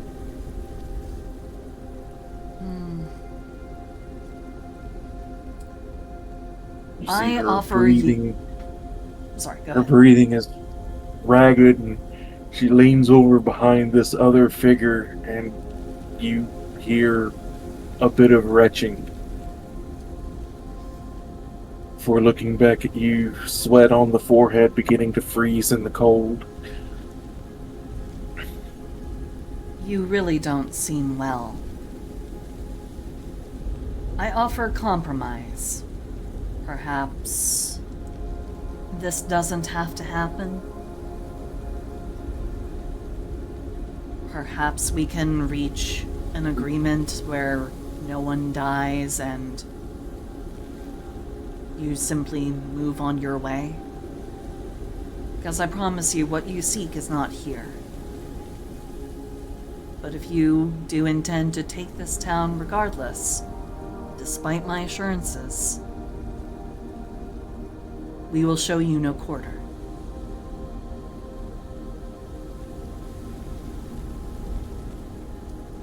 So I offer you this last chance. Compromise, or be left in the snow to rot when spring comes.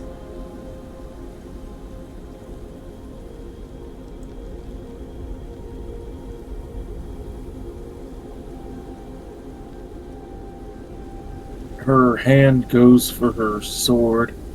You see her swaying. We don't compromise. And she falls face first into the snow.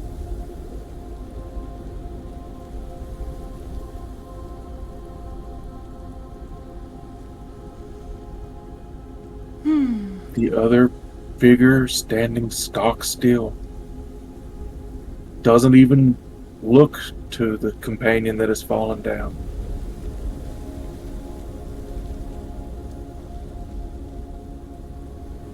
This one, I don't think, has mind or stomach.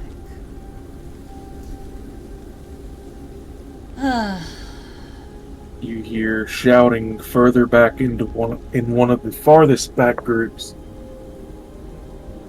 And you see him. Man who took you into the office and made the demands. Coming out from the groups, marching with thick, blocky shield, large hammer. You also see what looks like remnants of bile in the beard as he approaches.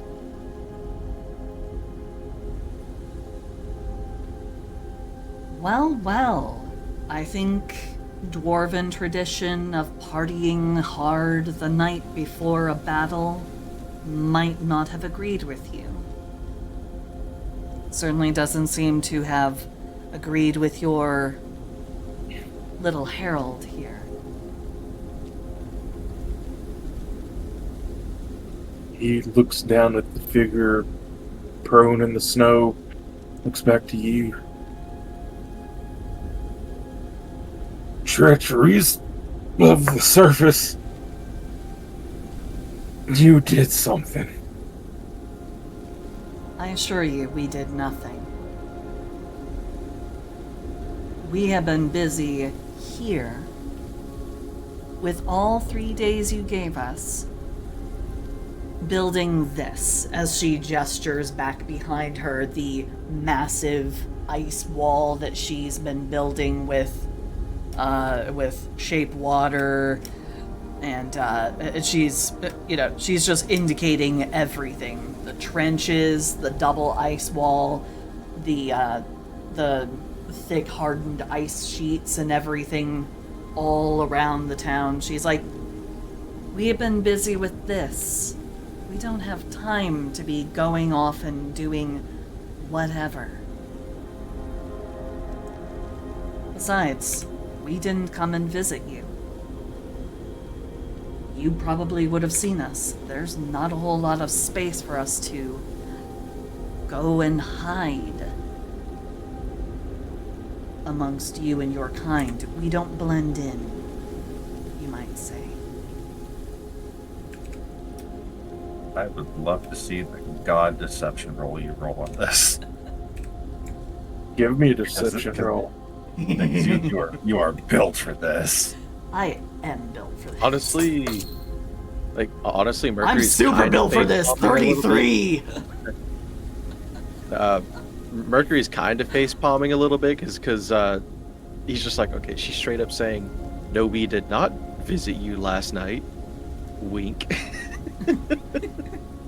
Yeah, and she just got a 33 because I rolled a 19.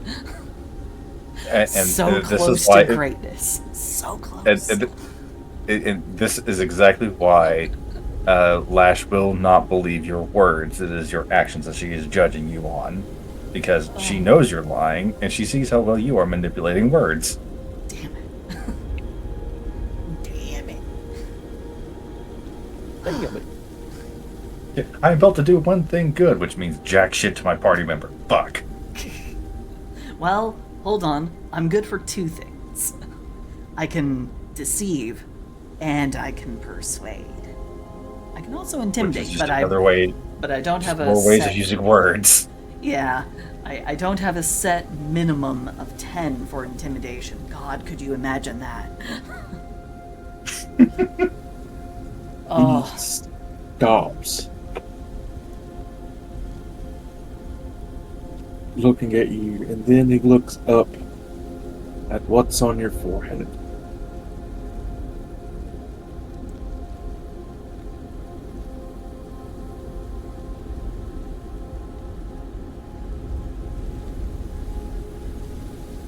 slow smile creeping up as she realizes where he's looking. He's starting to put two and two together. Hey, her eyes are down here.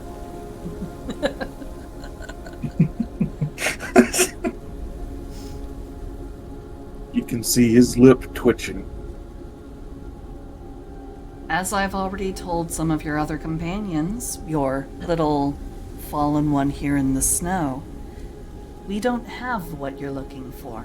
There's nothing here for you. But if you want to push it, we're ready to face you. I don't think he can afford the loss. Look at him. Well, this is the last time I will offer it. You can either accept my offer of a different solution, or you can all be felled here today and be left in the snow to rot when spring comes. These are your choices.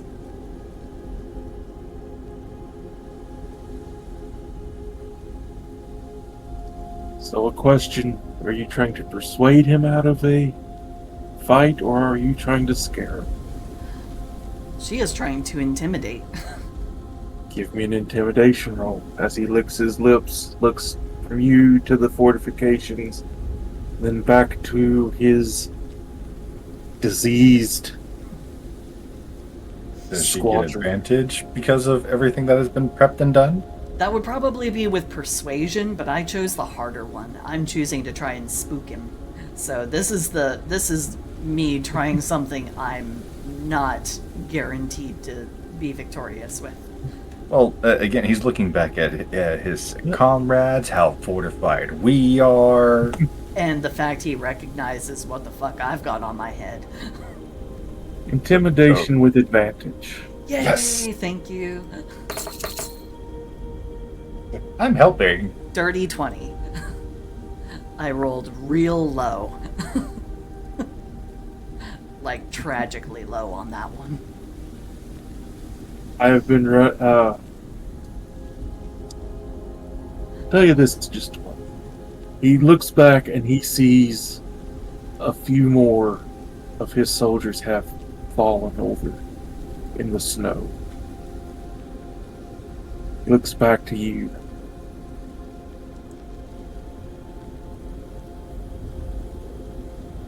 Licks his lips again.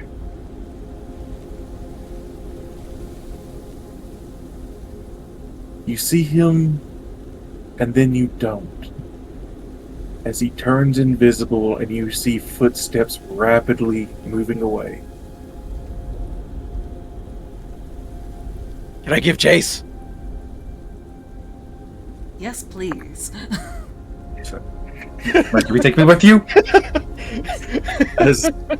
As he runs, you see this mechanical one turn and just begin to slowly trudge away. And it looks like the rest of the groups are also trudging away. Mercury, if you wish to give chase and attack him from behind, you can. He's not moving fast.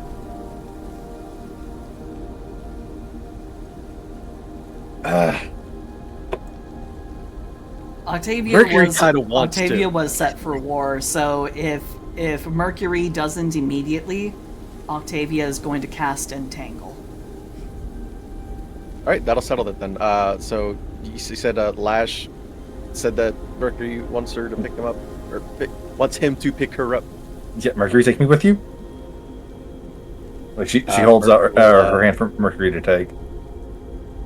And he does not slow down. The moment that he brushes past Lash, grabs her hand, she better be turning into the weapon really quick. Indeed, because I've got that blind fighting style out in for up to 10 feet, so I should be able to give you the help action for hitting this bastard because he's invisible. Yep. And Straight roll. So upon taking Lash, Mercury will attempt to hide while he approaches. 'Cause he wants that dank damages. Bonus action or cunning action to hide. Give me that stealth roll. And I have cast I've cast Entangle. So I'll need strength 21. checks. 21. 21. Yeah, my stealth check was 21. You disappear. Lash disappears. Yeah, you and Lash vanish in the blowing snow across this dark plain. The footprints stop, and you are able to catch up. He is entangled. Failed that save. You get free shots on him, Mercury, with advantage. He doesn't, and he doesn't even know that Mercury's coming up to him because he makes no sounds when he feats. So would he be considered surprised? It's like how much can we get from the DM on this one? How epically righteous can we make it? Come on. Give us the things, DM, give us the things. You'll be able to get your sneak attack off at advantage. Give me that attack. So, would I be attacking with Lash, or would I be able to attack with the spider bite dagger? You've had me in one of your non-dominant arms of horror, so you can attack with your spider bite dagger. I kind of think Lash was just wanting to get there with, like, you're fast, take me. Gotcha. Gotcha.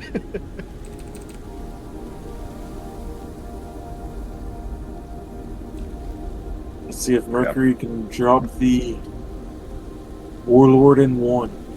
Yeah, that's why I was hoping that this would be, like, the Warlord would be considered surprised because of Mercury's subclass. He auto-crits on surprised creatures. You know what? In fact, yes. Yeah, I'm talking good stuff in for the both of y'all. I'm helping. Okay, so yeah, what he's gonna do. Let me see if I can find the features and traits here.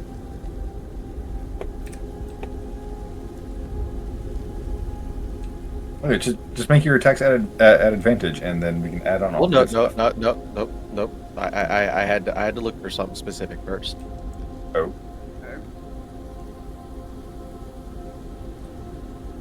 Okay. Yeah, I had to make sure. And you will see once I.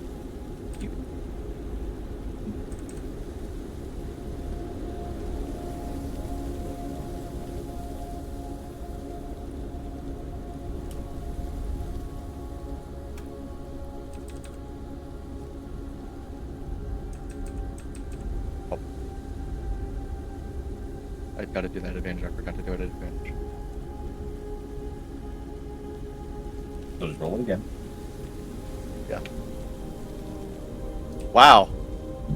I got 12 Again, twice. it's too bad we don't have the Yahtzee rules.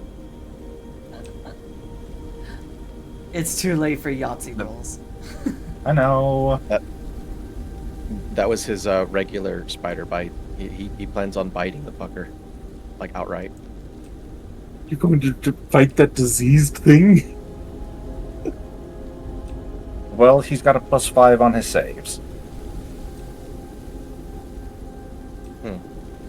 See, my original plan was to bite him so that he'd have disadvantage on attacks and saves, and well, yeah, the doubling over in pain.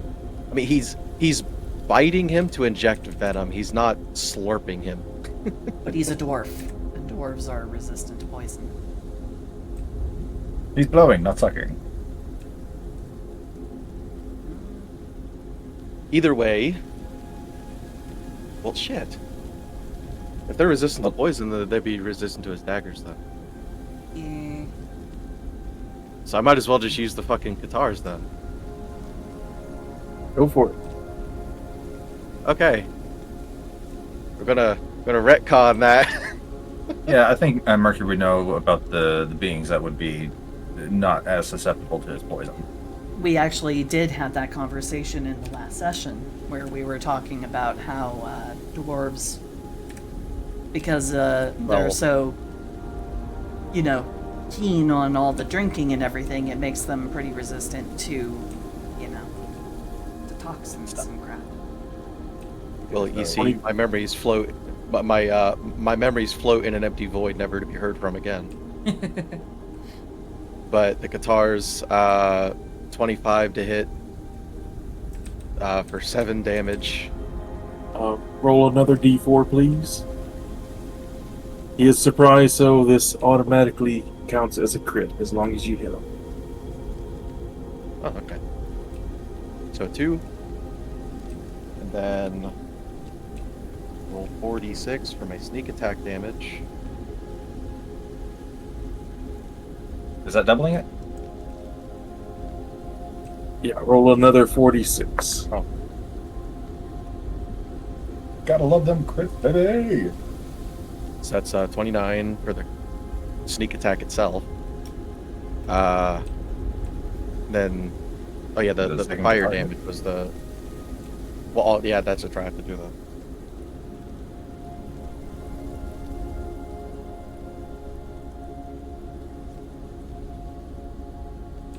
Oh my god. Come on, Shadow. Stop being a fucking bitch. That's 11 to hit.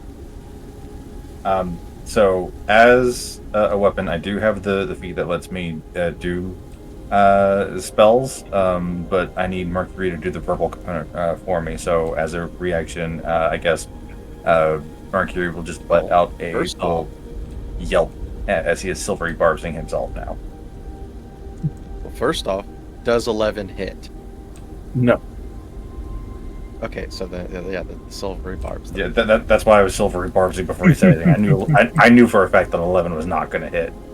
He's a I had to dwarf make and sure. plate mail with a shield.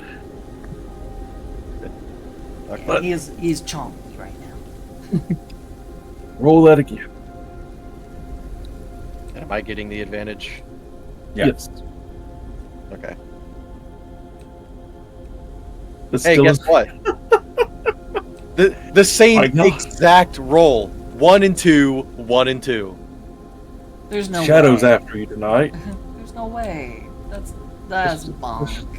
That's why I do the Yahtzee rules in my game.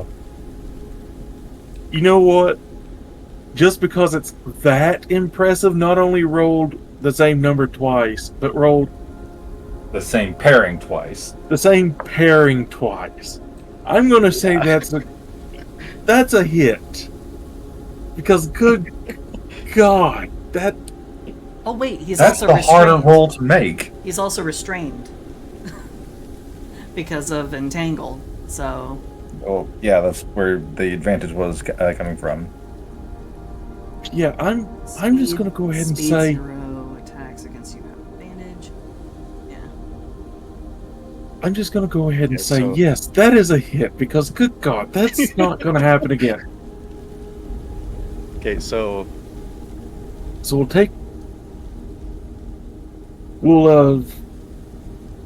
the 10 damage, and then it'll be we'll take the 10 damage. and then Give me another 2d4 D15. And then D15. Oh, it's a D15. What the hell's that? oh, 2d4. Oh, you roll 2d4. Yeah. Okay, so in total, so 7. What was the 1d4 for? To double the damage of your dagger. Because on crits, you Also- double everything. Ah, okay, You that's double 9. all damage rolled. 9 plus 20, 38, 48, 53. Damn. Damn. His ass up. 53. And now I get to You tell you said why I that, was laughing earlier, because I was rolling con saves on how much health these fellas lost. Mercury, how would you like to kill one of the sons of the Sunblight Warlord? By changing the U to an O. Or strike that, reverse it. He's He gonna- started. He had 52 health. Yeah, he's going to briefly tell Lash to close her eyes. What eyes? And even then, that's not going to help. I have blind fighting. Just do it. Alright, do and, You're gonna see some things. Anyway. yeah. Hold on. Was there an image of him? Him specifically? Yes, there is. There is. Hold on. Oh, is he the one Yes, with the the hammer. warhammer? Okay. Hammer. He's, hold on. Okay, so Mercury I will. reposted it for you. Okay. Yeah. Mercury will grab him by the beard, lift it up, and cut his head clean off, and shove the handle of the hammer down his throat, basically pinning him in place. Yeah, he's gonna pin him in place, Like a scarecrow. and he is doing that while looking at the rest of the army, basically as a challenge. You make me an intimidation with advantage.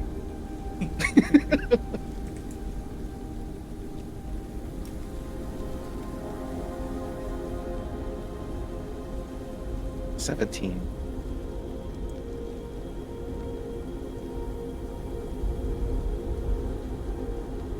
I'll roll this.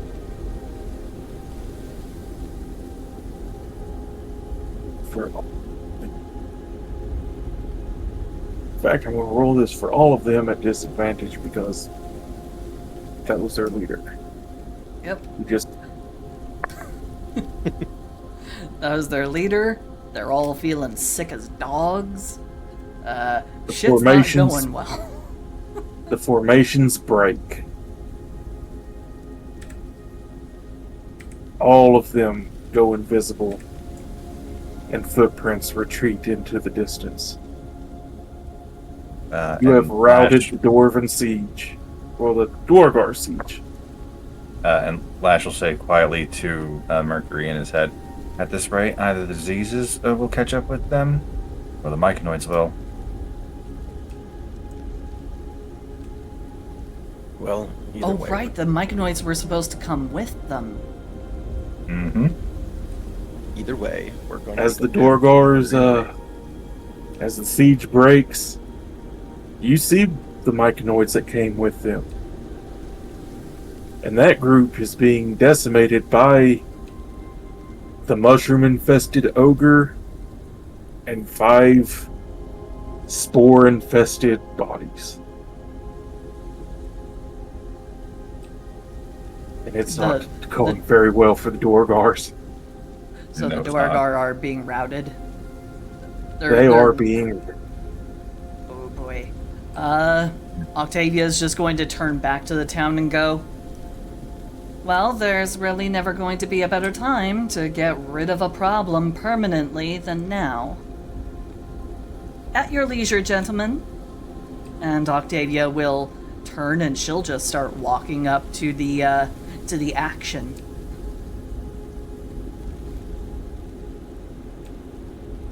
What was going to be a series of fights, if the fight completely broke out, becomes a bit of a massacre. As the guards begin to emerge, arrows raining down in the areas where the Dorgar had been, you find a small smattering of fighting in the groups held up by the Myconoid. So please, roll me advantage. Or initiative. Roll me advantage. roll me some initiative. Oh, I was so close to being good. 9. Damn it. 15. It Eight. teetered on the edge of a 20. It was so close.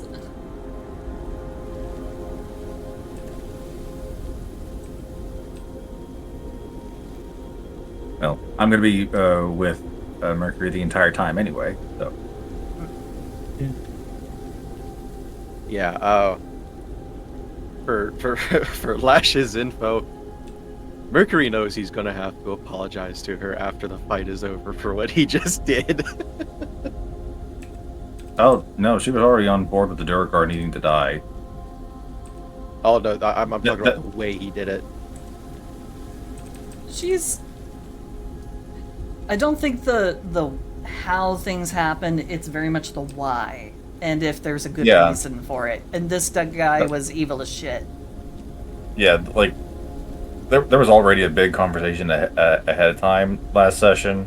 Like, she was totally fine with us going in and poisoning and killing them all off. Especially after we met with the Myconoids. You know, and had that whole conversation. And whenever the Durgar are gone, the Myconoids are going back to their garden in the Underdark and leaving the town alone. So the way that you did it scared off the rest of the army. Like, Lash is fine. The only reason why she had such a problem with you all torturing the first guy was, from her perspective, they hadn't done anything that required that level of force and violence. Which is fair. Gotcha. Right. That's why she was all, what were their crimes later on. Yeah. But these guys, no, they needed to go. Your group reaches the fighting on the Myconoid and the Dwargar. See, they are currently engaged with the Myconoids and the Ogre. So they are attacking them first. Not noticing you all coming up behind them. Very slowly. That's a wing it. Yeah, that's a no on you. This one up.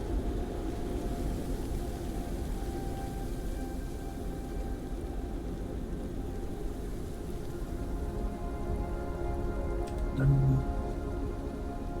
It's also a no. Because all of their attacks are being made at disadvantage. Because they all... Mercury! You're up and you have 4 targets to pick from. Dorgar A, Dorgar B, 1 in robes, and 1 bald with a shimmering knife in there. That does not seem to be made out of physical material. Special knife. Oh, summon. We're pretty sure My she's vote's just- either on the robes or the weird blade. I will post Okay. your enemies. Is that one? Sorry, I will be right there to attend to map and tokens and everything. I'm just I do not currently have a map of this. it's okay. It is okay. Empress Octavia is beautiful, and I do not mind seeing her. Yeah, boss is doing something that a lot of DMs have access to, which is domain expansion, theater of the mind. Let's see, get rid of him. And, well, we don't necessarily have to do that. I've got a lot of maps here that we've used, and I think I have one that was...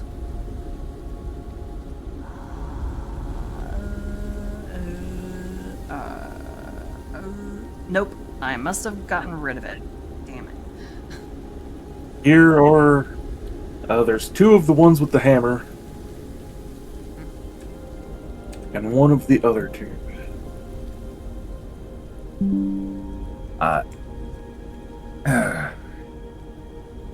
I will actually be right back. I've really got to run to the restroom.